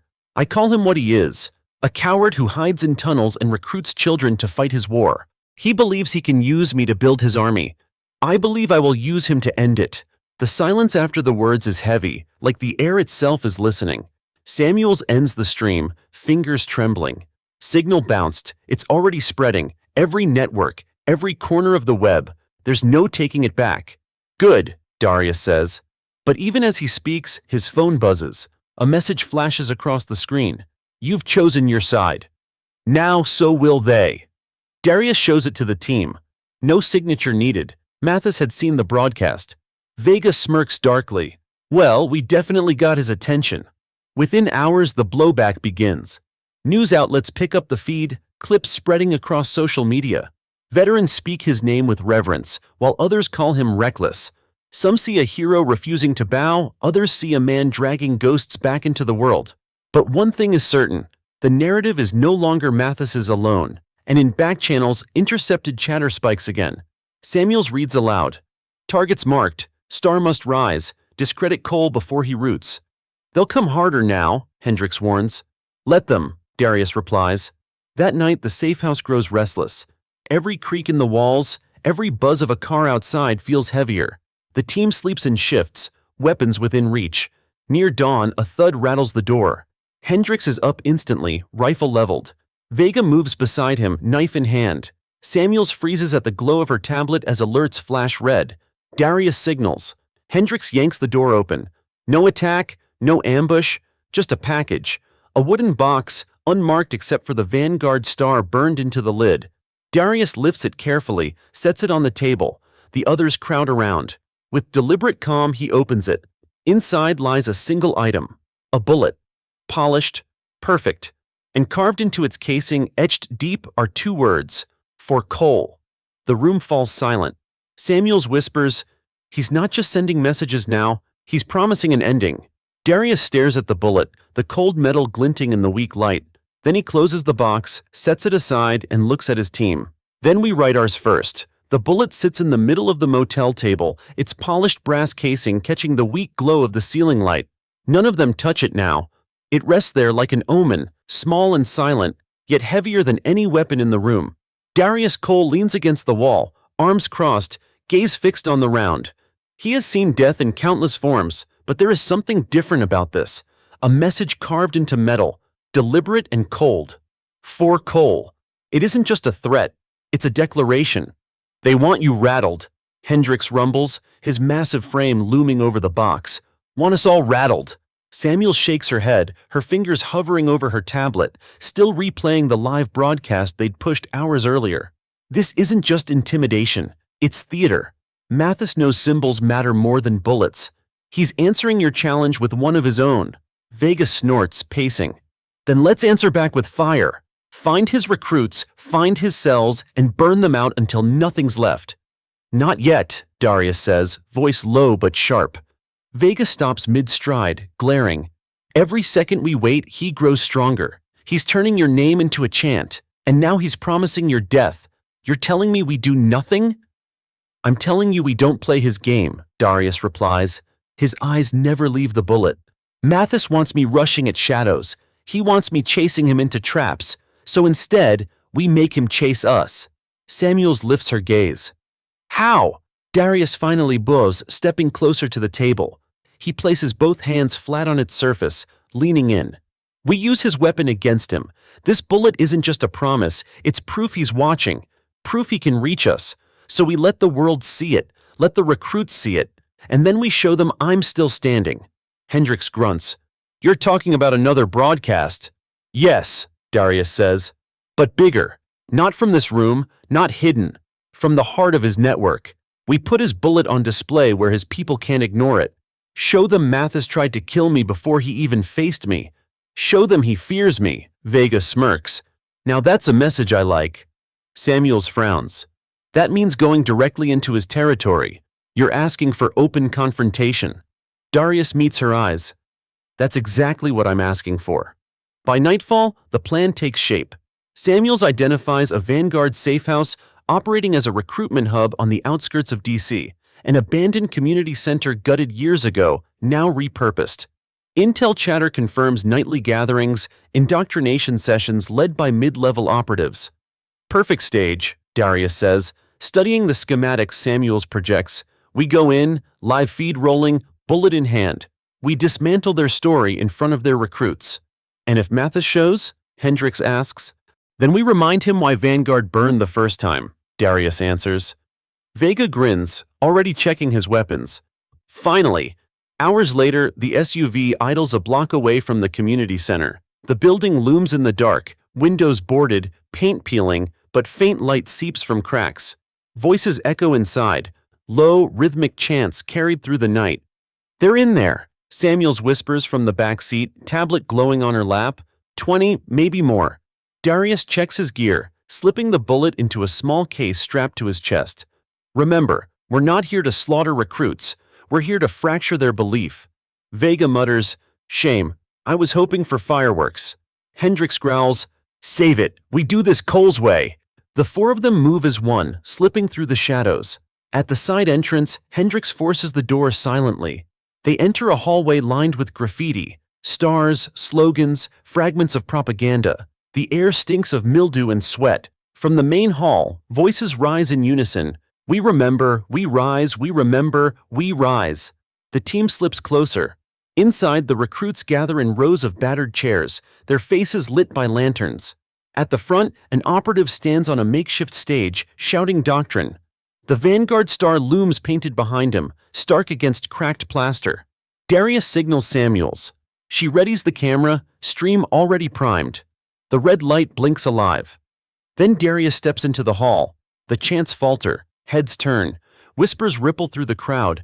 The operative on stage stares, stunned, words caught in his throat. Darius walks straight down the center aisle, each step measured, controlled. He stops at the stage, pulls the case from his chest and opens it. The bullet gleams under the lantern light. This, he says, voice carrying through the hall, is the message your leader sent me. A bullet with my name carved into it. He holds it up high. They want you to believe I am your prophecy, that I am betrayed, destined to rise with them. But if that were true, why send this? Why promise to kill me before I even stood here? The recruits murmur, shifting uneasily. Doubt flickers in their eyes.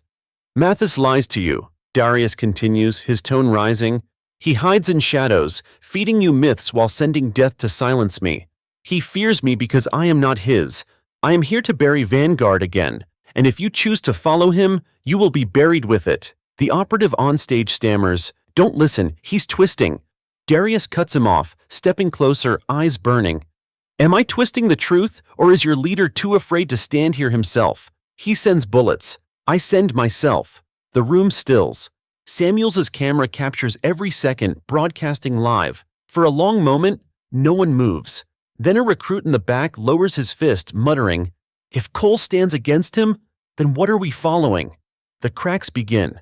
But before the moment can deepen, glass shatters. Bullets rip through the air, sparking against walls. The hall erupts in chaos as recruits dive for cover. Vega curses, firing back. Hendrix shields Samuels, dragging her behind a column. From the shadows of the broken window, a voice roars, cold and familiar. Still preaching, Cole? Let's see if you bleed as well as you talk. Mathis. He's here. Gunfire tears through the community center, plaster raining from the ceiling as recruits scream and scatter. Darius Cole dives behind the stage, dragging the bullet case tight against his chest. The echo of Mathis's voice still burns in his ears. Let's see if you bleed as well as you talk. Hendrix bellows, his rifle barking controlled bursts as he pins the shattered window. Vega cackles, returning fire with reckless glee, his shots ripping holes into the night outside. Samuels crouches behind cover, clutching her tablet close even as bullets ricochet off walls. The live feed still runs. Every second of chaos is being broadcast, raw and uncut. Keep it rolling, Darius shouts to her. Samuels nods, fear in her eyes but resolve stronger. It's still streaming. The recruits, caught between fear and indoctrination, huddle against the walls. Some cry out, others clutch their makeshift Vanguard patches as if they're shields. The operative who had been preaching now scrambles for a side door, abandoning his post without a word. Mathis is here, Vega snarls, teeth bared like a wolf. Let me find him. Hold position, Darius commands. His voice cuts through the storm of gunfire. The attack intensifies. Flashlights beam from the broken windows, slicing across the room. Silhouettes of armed operatives move with precision, flanking both sides. Vanguard doctrine. Mathis brought his best. Darius breathes steady, years of muscle memory sharpening his focus. He moves from cover, fires 3 controlled shots. 2 silhouettes drop, the third vanishes into the dark. He ducks back as bullets shred the stage. Cole! Mathis's voice booms again, closer now, carried through the chaos like a drumbeat. You think words can kill an army? You think they'll doubt me because you wave a bullet in the air? Darius fires back into the dark, not caring if he hits. They already doubt you, Mathis. You had to show up yourself. That means you're afraid.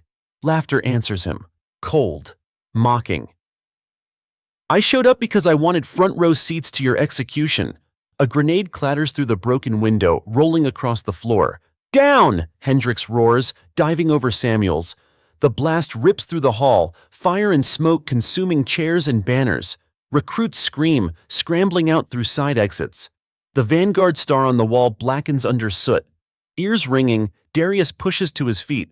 Through the haze, he sees a figure move. Tall, broad, confident. Mathis. He steps into the hall like it belongs to him, rifle slung across his chest, smirk carved deep into his scarred face. For the first time, Darius faces him not as a voice, not as a shadow, but flesh and blood. Cole, Mathis says, voice calm despite the smoke. We meet properly at last. Should have stayed dead, Darius replies, leveling his weapon. Mathis tilts his head. And miss this? No. The world deserves to see its ghost rise. Gunfire erupts again. Hendrix and Vega locking with Mathis's men while Samuels drags the last of the recruits toward safety. But Darius and Mathis circle each other, two wolves in the same cage, the world outside forgotten. You trained me for this, Mathis says. Every doctrine, every strike, you built the foundation, and now you'll die watching it surpass you. You learned the drills, Darius counters, but you never learned why we fought. That's why Vanguard burned the first time, and it'll burn again. Mathis's smirk widens. Not tonight. He lunges, firing. Darius dives, bullets ripping through wood as he rolls behind cover. He fires back, shots sparking off Mathis's armor. Neither man slows. Years of war taught them both to move through pain, through fear. Vega shouts from across the hall, Cole, say the word and I'll end him. No, Darius barks. His voice is steel. He's mine. The hall becomes a storm of fire and echoes, each shot a drumbeat in a symphony of destruction. Hendrix drops another operative, then another, his steady precision contrasting Vega's explosive bursts. Samuels calls positions through the haze, her calm voice guiding them like a lighthouse in the storm. But Mathis doesn't falter. He pushes forward, step by step, his eyes locked only on Darius. You can't bury an idea, Mathis growls between shots. Kill me, and Vanguard rises twice as strong. Darius fires again, forcing him back. Then I'll bury the idea too. They close distance, rifles nearly useless in the tight quarters. Mathis charges, slamming into Darius with the force of a battering ram. They crash through broken chairs, weapons clattering across the floor. Fists fly. Mathis strikes first, a brutal hook that rattles Darius's skull. But Darius answers with a knee to the ribs, forcing Mathis to grunt, teeth bared. The fight is raw, primal. Two men forged in the same fire, now trying to extinguish each other. Outside the camera's view, the war still rages, but the lens captures everything between them. The world sees not propaganda, not myth, but truth. Darius Cole fighting against the man who dares twist his name. Mathis grips Darius by the throat, forcing him against a wall. His voice is a snarl, hot breath against Darius's ear. You should have joined me. Together we could have torn down the chains. Darius grits his teeth, forcing words through the chokehold. Chains don't break by putting new ones on. With a surge of strength, he wrenches free, slamming Mathis into the wall. His fist cracks across Mathis's jaw, then another, until blood spatters the floor. Mathis laughs even through it, spit and blood staining his teeth. Good, he wheezes. That's the Cole I told them about. Darius stops, chest heaving, rage burning hot. He could end it now. A single strike and the prophecy dies with Mathis. But hesitation claws at him, because Mathis is right about one thing. Kill him here, and Vanguard might rise as a martyr's legend. Instead, Darius pulls him close, voice low but searing. You don't get to be a martyr. You don't get to be a symbol. You're just a man. And I'll prove it. Before Mathis can respond, headlights flare outside, tires screech, sirens wail. Lang's voice bursts in through comms. Cole, get out now! City PD converging. Vanguard stirred the hornet's nest. You have minutes. Mathis grins through blood. See? Even your own chase you. Darius shoves him back, grabbing his weapon. No, they're chasing you. The hall shakes as more explosions tear outside. The recruits scatter completely now, belief shattered by the sight of their prophet bleeding under Cole's fists. Samuels yells, "Stream is still running! We have to move!" Darius locks eyes with Mathis one last time. Neither blinks. Then he signals, "Fall back!"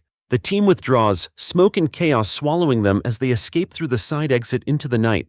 Mathis's laughter echoes behind them, but it sounds thinner now. The bullet still rests in its case against Darius's chest, heavier than ever. The promise hasn't been fulfilled, but the battle has only just begun. The night outside the community center is a riot of sirens and smoke. Red and blue lights slash across brick walls, their reflections rippling in puddles from the earlier rain. Darius Cole and his team sprint through an alley, boots pounding, lungs burning. Behind them, the gutted hall roars with chaos. Shouts, gunfire, the hollow echoes of belief collapsing. "Left!" Samuel shouts, guiding them through a maze of backstreets. Her tablet glows against her chest, still streaming until the last possible second. Hendrix leads with steady force, clearing corners, weapon raised. Vega trails with wild eyes, grinning despite the danger, muttering, "Best fireworks show in years." Darius runs at the center, the bullet case tight against his vest. Every muscle screams, but his mind stays cold. Mathis's bloodied face flashes in his memory, the laughter echoing even as police sirens close in. The fight in the hall was only the opening act. They cut into a side street. An armored van screeches to block their path, doors flying open. SWAT officers pour out, rifles trained, shields raised. "Down on the ground! Hands where we can see them!" Hendrix stops, weapon aimed, finger tense on the trigger. Vega snarls, knife half drawn. "Stand down!" Darius orders, voice sharp. The officers bark again. "Hands up! Now!" Samuels raises her hands, tablet still clutched. Darius lifts his own, signaling the others. Slowly, reluctantly, Vega lowers his blade, Hendrix easing his rifle. The officers close in, zip ties snapping around wrists, weapons never wavering. The team is shoved against the van, searched, stripped of gear. "Cole," one officer says, disbelief on his face. "Darius Cole." Recognition spreads among them. Some murmur his name like they've just seen a ghost. Others sneer, whispers hissing, "Traitor, terrorist, killer." Darius meets their stares without flinching. "If you're taking us in, then take us in. But know this, you just let Mathis slip away." The officer's jaw tightens, but he doesn't respond. Inside the precinct, fluorescent lights hum cold above them. Interrogation rooms reek of sweat and stale coffee. Darius sits cuffed to a steel table, his team separated into different cells. Two detectives enter, badges flashing, their suits rumpled from a long night. "You've made quite the mess," the first one says, dropping a folder on the table. Photos spill out. Charred hall, shattered chairs, blood smeared across cracked floors. "Care to explain what exactly you were doing there?" Darius's voice is even. "Stopping a terrorist network." The second detective scoffs. "Is that what you call a live-streamed brawl in a recruitment hall? You think the mayor's gonna buy that?" "They should," Darius replies, leaning forward, eyes like steel. "Because every recruit who walked into that hall tonight walked out doubting their so-called prophet." The detectives exchange a glance. "You're a liability, Cole," the first one says. "You stir chaos, the city burns hotter. Maybe Mathis is your problem, but you're ours now." Before Darius can answer, the door opens. Colonel Lang strides in, her uniform sharp, her expression sharper. "These men are federal assets," she says, her voice slicing through the room. "Release them, now!" The detectives bristle, but Lang drops a folder of her own. Inside, classified clearances, stamped orders, names they can't argue with. Reluctantly, the cuffs come off.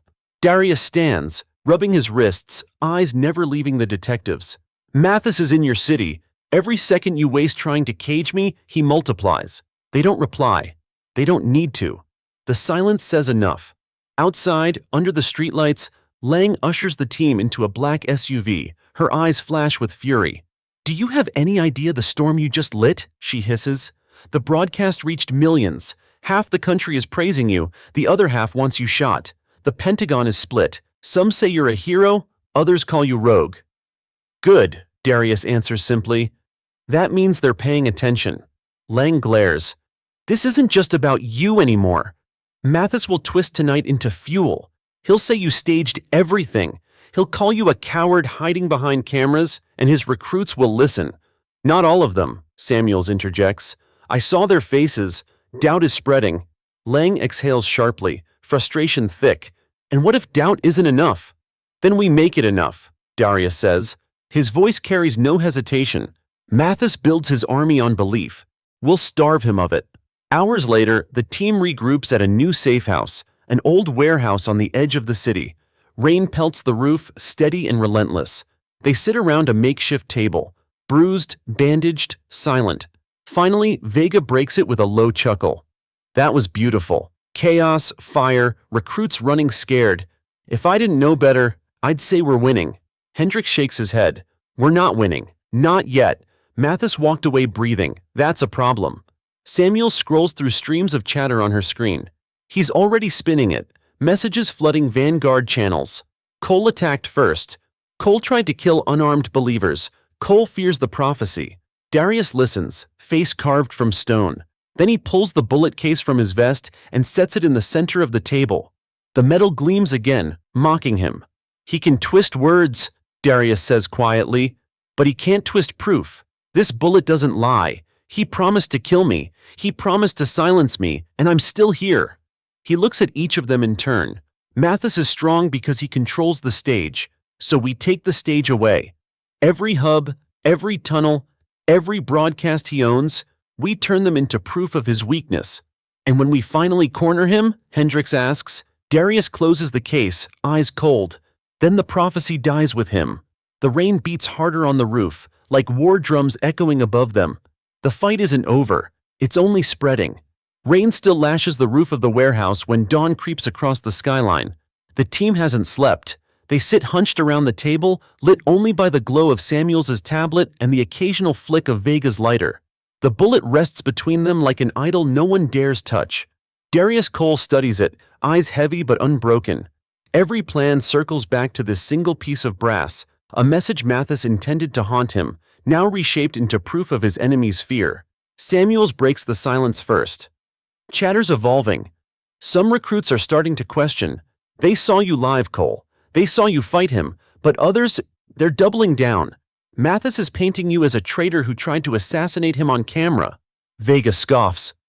Then let's give them another camera moment. Put his face in the dirt where the world can see it. Too easy, Hendrix rumbles.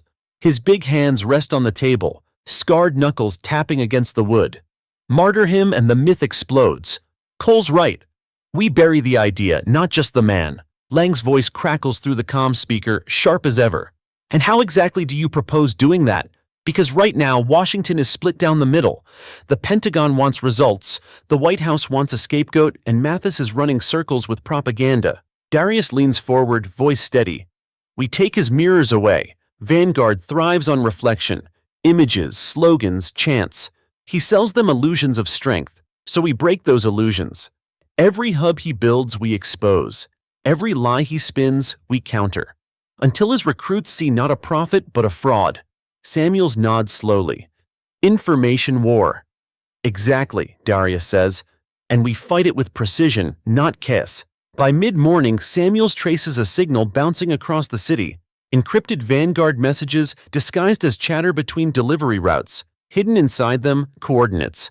Warehouse district, she explains, spinning her screen toward the others. Looks like a comms hub.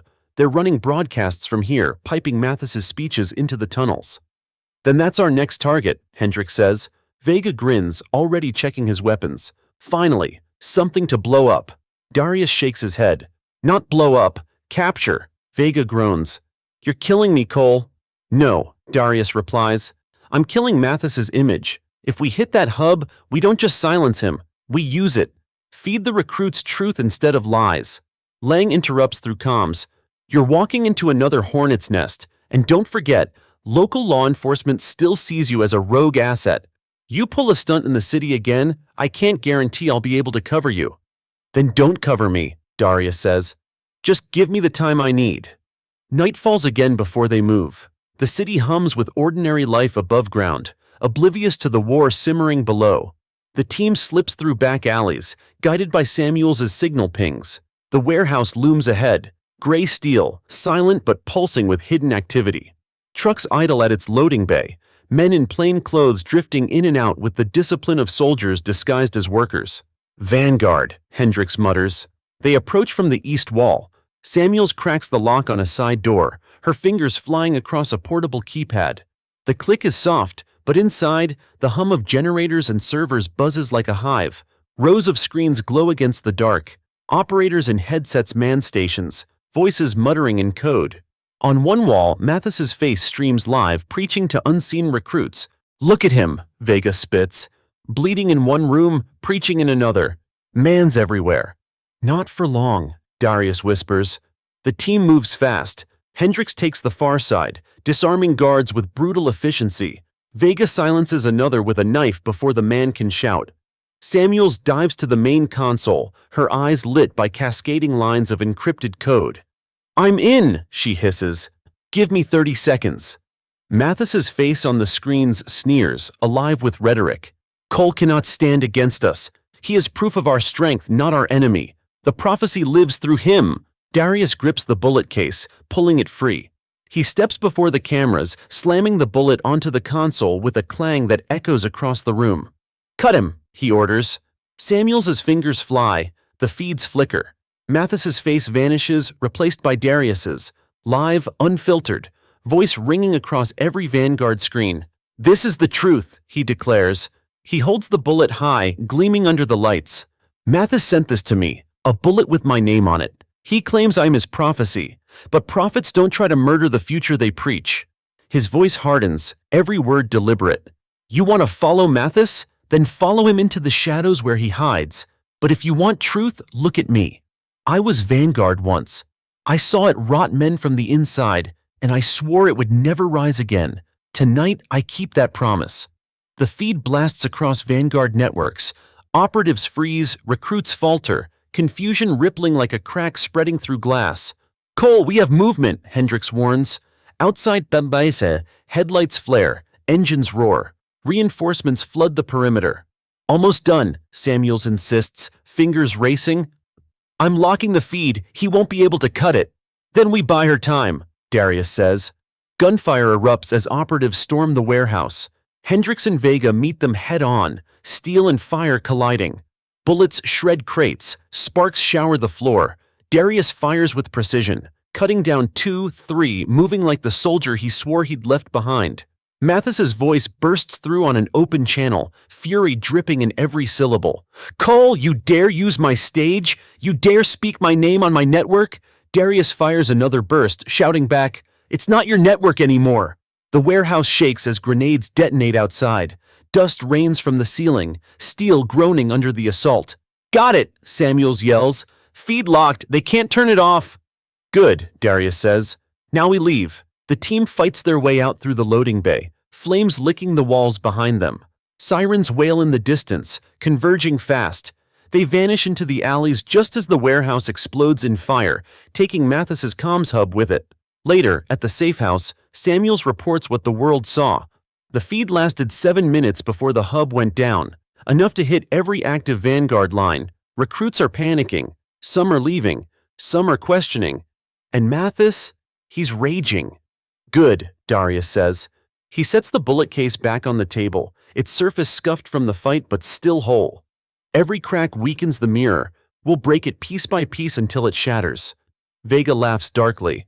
"And then?" Darius meets his gaze, voice iron. "Then we finish him." The warehouse burns long into the night, flames clawing at the sky like a warning flare no one can ignore. News helicopters circle overhead, their cameras capturing every ember, every black plume of smoke. By morning, the footage plays on every network, some calling it an act of defiance, others branding it domestic warfare. In the warehouse safehouse, Darius Cole and his team sit in silence, the television muttering in the background. Words flash across the ticker. Cole strikes again. Hero or terrorist? Samuel scrolls through encrypted feeds, her eyes sharp with exhaustion. Vanguard channels are in chaos. Some recruits are vanishing, abandoning cells. Others are swearing vengeance. Mathis's grip is cracking, but he's still breathing, Hendrix finishes. His tone is like gravel. Vega leans back in his chair, boots on the table, smirking despite the storm outside. Man took a punch to the jaw and lost his voice on his own stage. He's bleeding. He knows it. That makes him dangerous. Darius doesn't look at them. He stares at the bullet on the table, the engraving catching faint light. For Cole, the symbol of Mathis's threat, the anchor of this war. Lang's voice erupts from the comm speaker, clipped and furious. Cole, what the hell are you doing? The Pentagon is on fire. Congress is demanding answers. Half the generals want you court-martialed, the other half want you unleashed. And in the middle of it all, Mathis is turning every camera you hijacked into his proof that you're a rogue commander. Darius finally speaks, calm and cold. He's losing his army, Lang. The cracks are there. I just need to widen them. You won't get another chance, Lang warns. He's escalating. Intel says he's planning a strike in the city, something loud, something meant to prove his prophecy still breathes. Samuels's head jerks up. Where? Lang hesitates. Coordinates are fuzzy, but chatter points to federal ground, a symbol. He wants to humiliate us publicly. Then we let him try, Darius says. And when he does, we cut him down in front of everyone. That night they prepare. Maps cover the safe house walls, pins marking federal buildings, monuments, transit lines. Mathis could strike anywhere to send his message. Samuels works non-stop, tracing every encrypted whisper, hunting for patterns in chaos.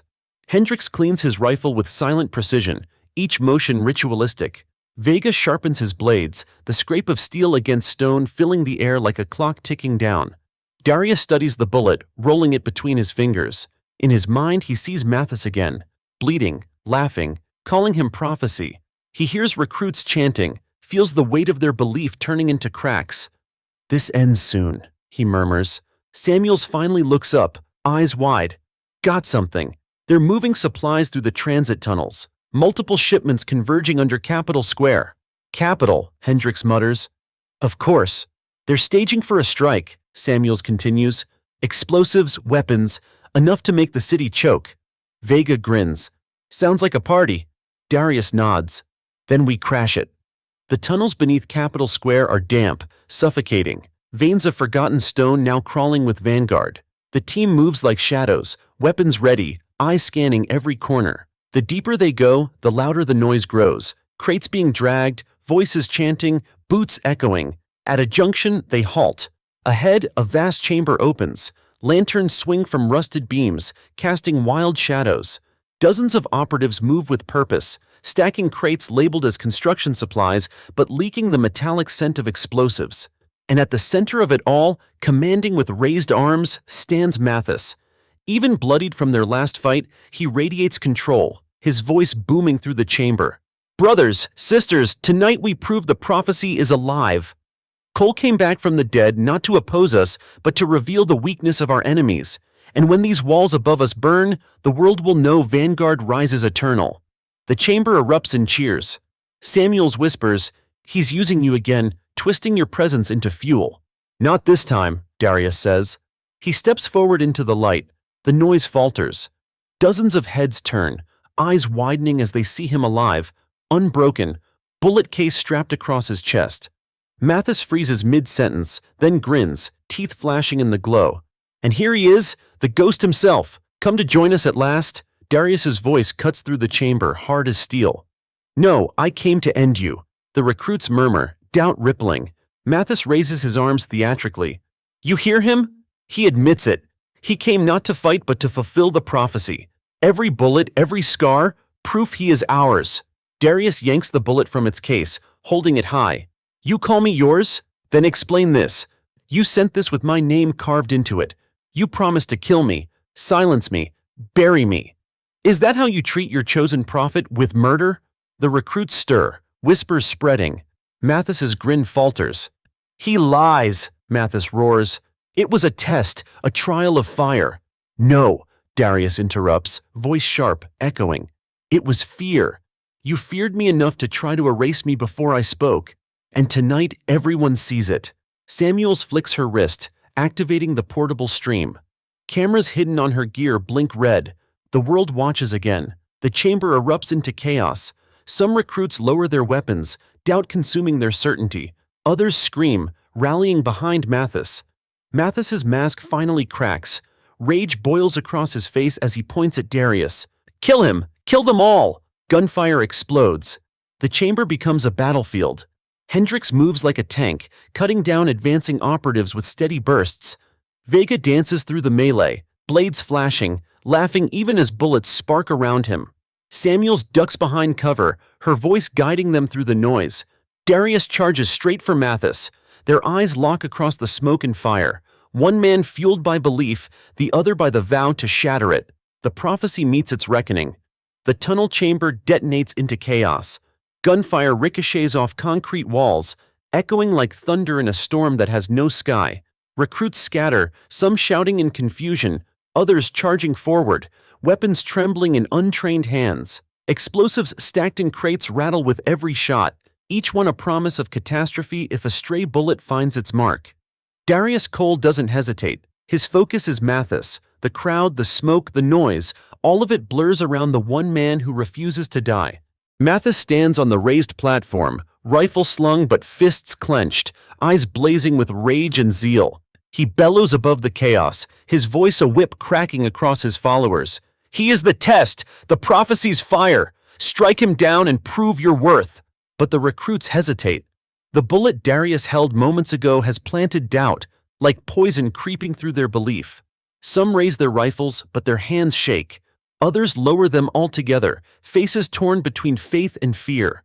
Hendrix takes advantage. He moves like an armored wall, laying down precise bursts, forcing trained operatives to cover.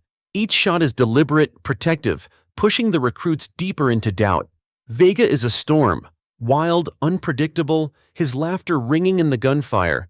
He cuts through Vanguard fighters with knife and pistol, every movement violent poetry. "Come on!" he shouts, slicing one down and spinning toward another. "Come meet your prophecy!" Samuels ducks behind a column, tablet strapped to her arm, her small camera still streaming. Her voice cuts through comms, steady despite the chaos. "Cole, the feed is live. Millions are watching. Make every second count." Darius moves forward, bullets sparking around him, boots pounding against concrete. He climbs the platform, eyes never leaving Mathis. "You built this on lies!" Darius shouts, his voice carrying over the battle. "And tonight, they see the truth. You're not a prophet. You're a coward who hides behind children." Mathis's jaw clenches. He steps down from the platform, closing the distance, his own weapon abandoned. He wants blood, not spectacle now. "They follow me because I give them something you never could," Mathis snarls. "A cause, a future. They follow you because you chained them to your past," Darius counters, fists tightening. "And I'm here to break those chains." They collide. The first punch cracks across Darius's jaw, rattling teeth. Mathis fights like a man possessed, every strike powered by years of resentment and zeal. Darius answers with precision, blocks and counters that speak of discipline forged on real battlefields, not propaganda pulpits. Around them, the battle rages. Hendrix roars as he shields Samuels from a wave of fire. Vega takes a bullet to the arm but laughs it off, plunging his knife into an attacker before yanking the weapon free and firing back.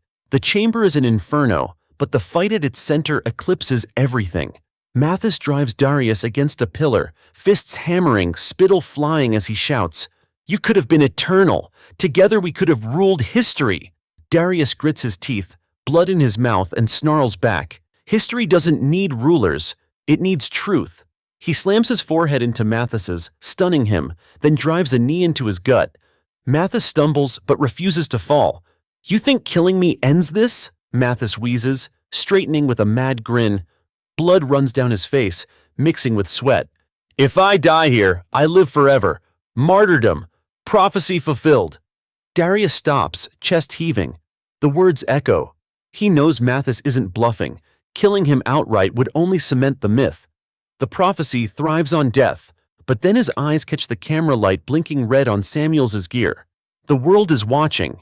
Millions see Mathis not as a martyr, but as a desperate man, raging, bleeding, contradicting himself. And that's the weapon. "You're not dying today," Darius says, voice like steel. "You're living long enough for them to see what you really are." Mathis lunges, but Darius sidesteps, catching his arm. In one swift motion, he flips him to the ground, pinning him hard. Dust and blood cloud the air as Mathis thrashes, shouting incoherent sermons that fall flat against the silence creeping over the recruits.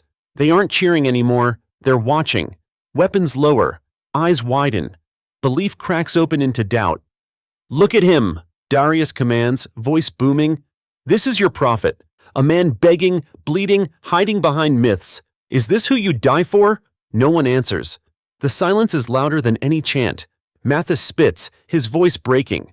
Don't listen, he twists, he lies. But the lie no longer holds weight. The recruits see him pinned, powerless. The myth collapses in real time, live to the world. Suddenly, explosions rock the far end of the chamber. Backup forces pour in, more trained operatives, heavily armed, determined to salvage their leader. Cole, we're out of time, Samuel shouts, ducking as bullets chew through stone. Darius presses Mathis down one last time, voice low and venomous. You're not a martyr, you're not a prophecy, you're just a man, and now the world knows it. He smashes the butt of his rifle against Mathis's head, knocking him unconscious. Then he slings the limp body over his shoulder. Hendrix gapes. You're taking him with us? Yes, Darius growls. Dead, he's a symbol. Alive, he's proof. Vega howls with laughter, blood dripping down his arm. Oh, this is gonna sting him worse than death. They fight their way out, bullets sparking, grenades booming. Hendrix lays down suppressive fire. Vega covers the flanks. Samuels guides with rapid directions. Darius carries Mathis through the smoke, every step heavy but deliberate. At last they burst into the night air, lungs searing, rain cooling their sweat. Sirens wail in the distance, but they vanish into the maze of tunnels. Mathis still unconscious across Darius's shoulders. For the first time, the prophecy doesn't belong to Mathis. It belongs to the truth. Rain lashes the streets as the SUV barrels through Washington, headlights slicing the darkness. Inside, the team sits in tense silence. Darius Cole sits in the back, Mathis slumped unconscious against him, wrists bound tight. Every bump in the road rattles Mathis's limp body, a reminder that he is not immortal, not a prophecy, but a man captured like any other.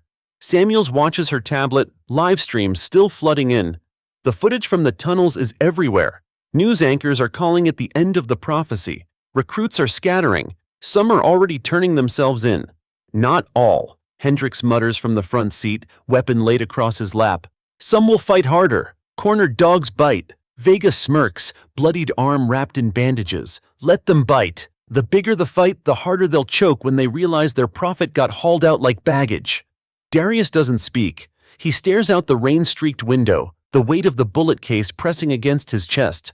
The war feels heavier than victory. At dawn they reach a secured federal compound. Lang is waiting, flanked by armed guards and stone-faced officials. When they drag Mathis out, bound and bleeding, whispers ripple through the gathered ranks. Soldiers, analysts, even bureaucrats. None of them can reconcile the man they'd been warned about with the broken figure hauled before them. Lang's eyes narrow. You actually did it. You brought him in alive. Darius meets her stare. Dead, he's a myth. Alive, he's proof. Proof the prophecy was a lie. Mathis stirs, groaning. Blood cakes his face, his eyes swollen, but still burning with fanatic fire. Fools, he spits, voice hoarse. Chain me and I'll rise again. My voice lives where you cannot silence it. Darius steps closer, pulling the bullet from its case. He holds it before Mathis's eyes. This was your voice. You carved my name into death, but it didn't silence me. It exposed you. Millions saw what you are, a coward who hides behind myths. For the first time, Mathis falters. His lips tremble, his bravado wavering as soldiers watch. Doubt ripples through his own glare, if only for a heartbeat. Lang signals her men. Take him! They drag Mathis away, his voice breaking into screams, desperate hollow echoes of sermons that no longer hold weight. I am prophecy. I am eternal. You cannot bury me. But the words fall flat. No one listens. In the hours that follow, news spreads like wildfire. Footage of Mathis pinned in the tunnels, thrashing helplessly under Darius's grip, plays on every network. Analysts dissect every second. Recruits see their prophet bleeding, begging, carried away like any man. The myth collapses. Across the country, Vanguard safehouses go dark. Some operatives vanish. Others surrender, their voices trembling with shame. Protests erupt where followers once chanted. The idea fractures. In the safehouse later, the team sits together one last time. Samuel scrolls through feeds, a tired smile tugging her lips. It's working. Recruits are abandoning en masse. The network's bleeding out. Mathis's face is now a meme. Humiliation spreading faster than belief ever did. Vega cackles. From prophet to punchline, that's a fall. Hendrix grunts, but there's satisfaction in his eyes. Not bad, Cole. Not bad at all. Darius sits apart, silent. He turns the bullet over in his hand, its engraving still sharp, still mocking. For Cole. This doesn't end with him, Darius says finally. The belief won't die overnight. Some will cling to it, twist it, try to resurrect it. But tonight, we proved something stronger than prophecy. Truth. And that's what survives. Samuel studies him. And what about you? You're still at the center of all this. Half the world sees you as a savior, the other half as a threat. Darius slips the bullet back into its case, snapping it shut. Then I'll carry that weight, but I won't carry his myth. He built chains out of lies. I'll make sure they stay broken. 2 days later, Mathis appears in a federal courtroom, shackled and silent. Cameras swarm, reporters scream questions. He doesn't speak. He can't. His fire has been stolen by the images the world already saw. When Darius testifies, he speaks not as a soldier, not as a rogue, but as a man who lived through the myth and dismantled it. He tells the truth plainly. About the bullet, the lies, the fear behind the prophecy. By the time the trial begins, Mathis is no longer a leader. He's just a man waiting to be sentenced. That night, Darius walks alone through the city streets. Rain falls again, softer this time, washing away soot and ash. The Capitol dome glows against the dark, untouched, still standing. The prophecy that threatened to burn it lies in chains instead. He stops at a quiet bench, pulling the bullet case from his pocket. He opens it one last time, staring at the brass, at his name carved deep. For Cole. It was supposed to be his death sentence. Instead, it became his weapon. He closes the case, slipping it away. His voice is low but firm, carried into the night. Justice found you, Mathis. And justice doesn't leave room for prophecy. For the first time in years, Darius feels the war quiet inside him. Not gone, never gone, but quiet. The storm has passed.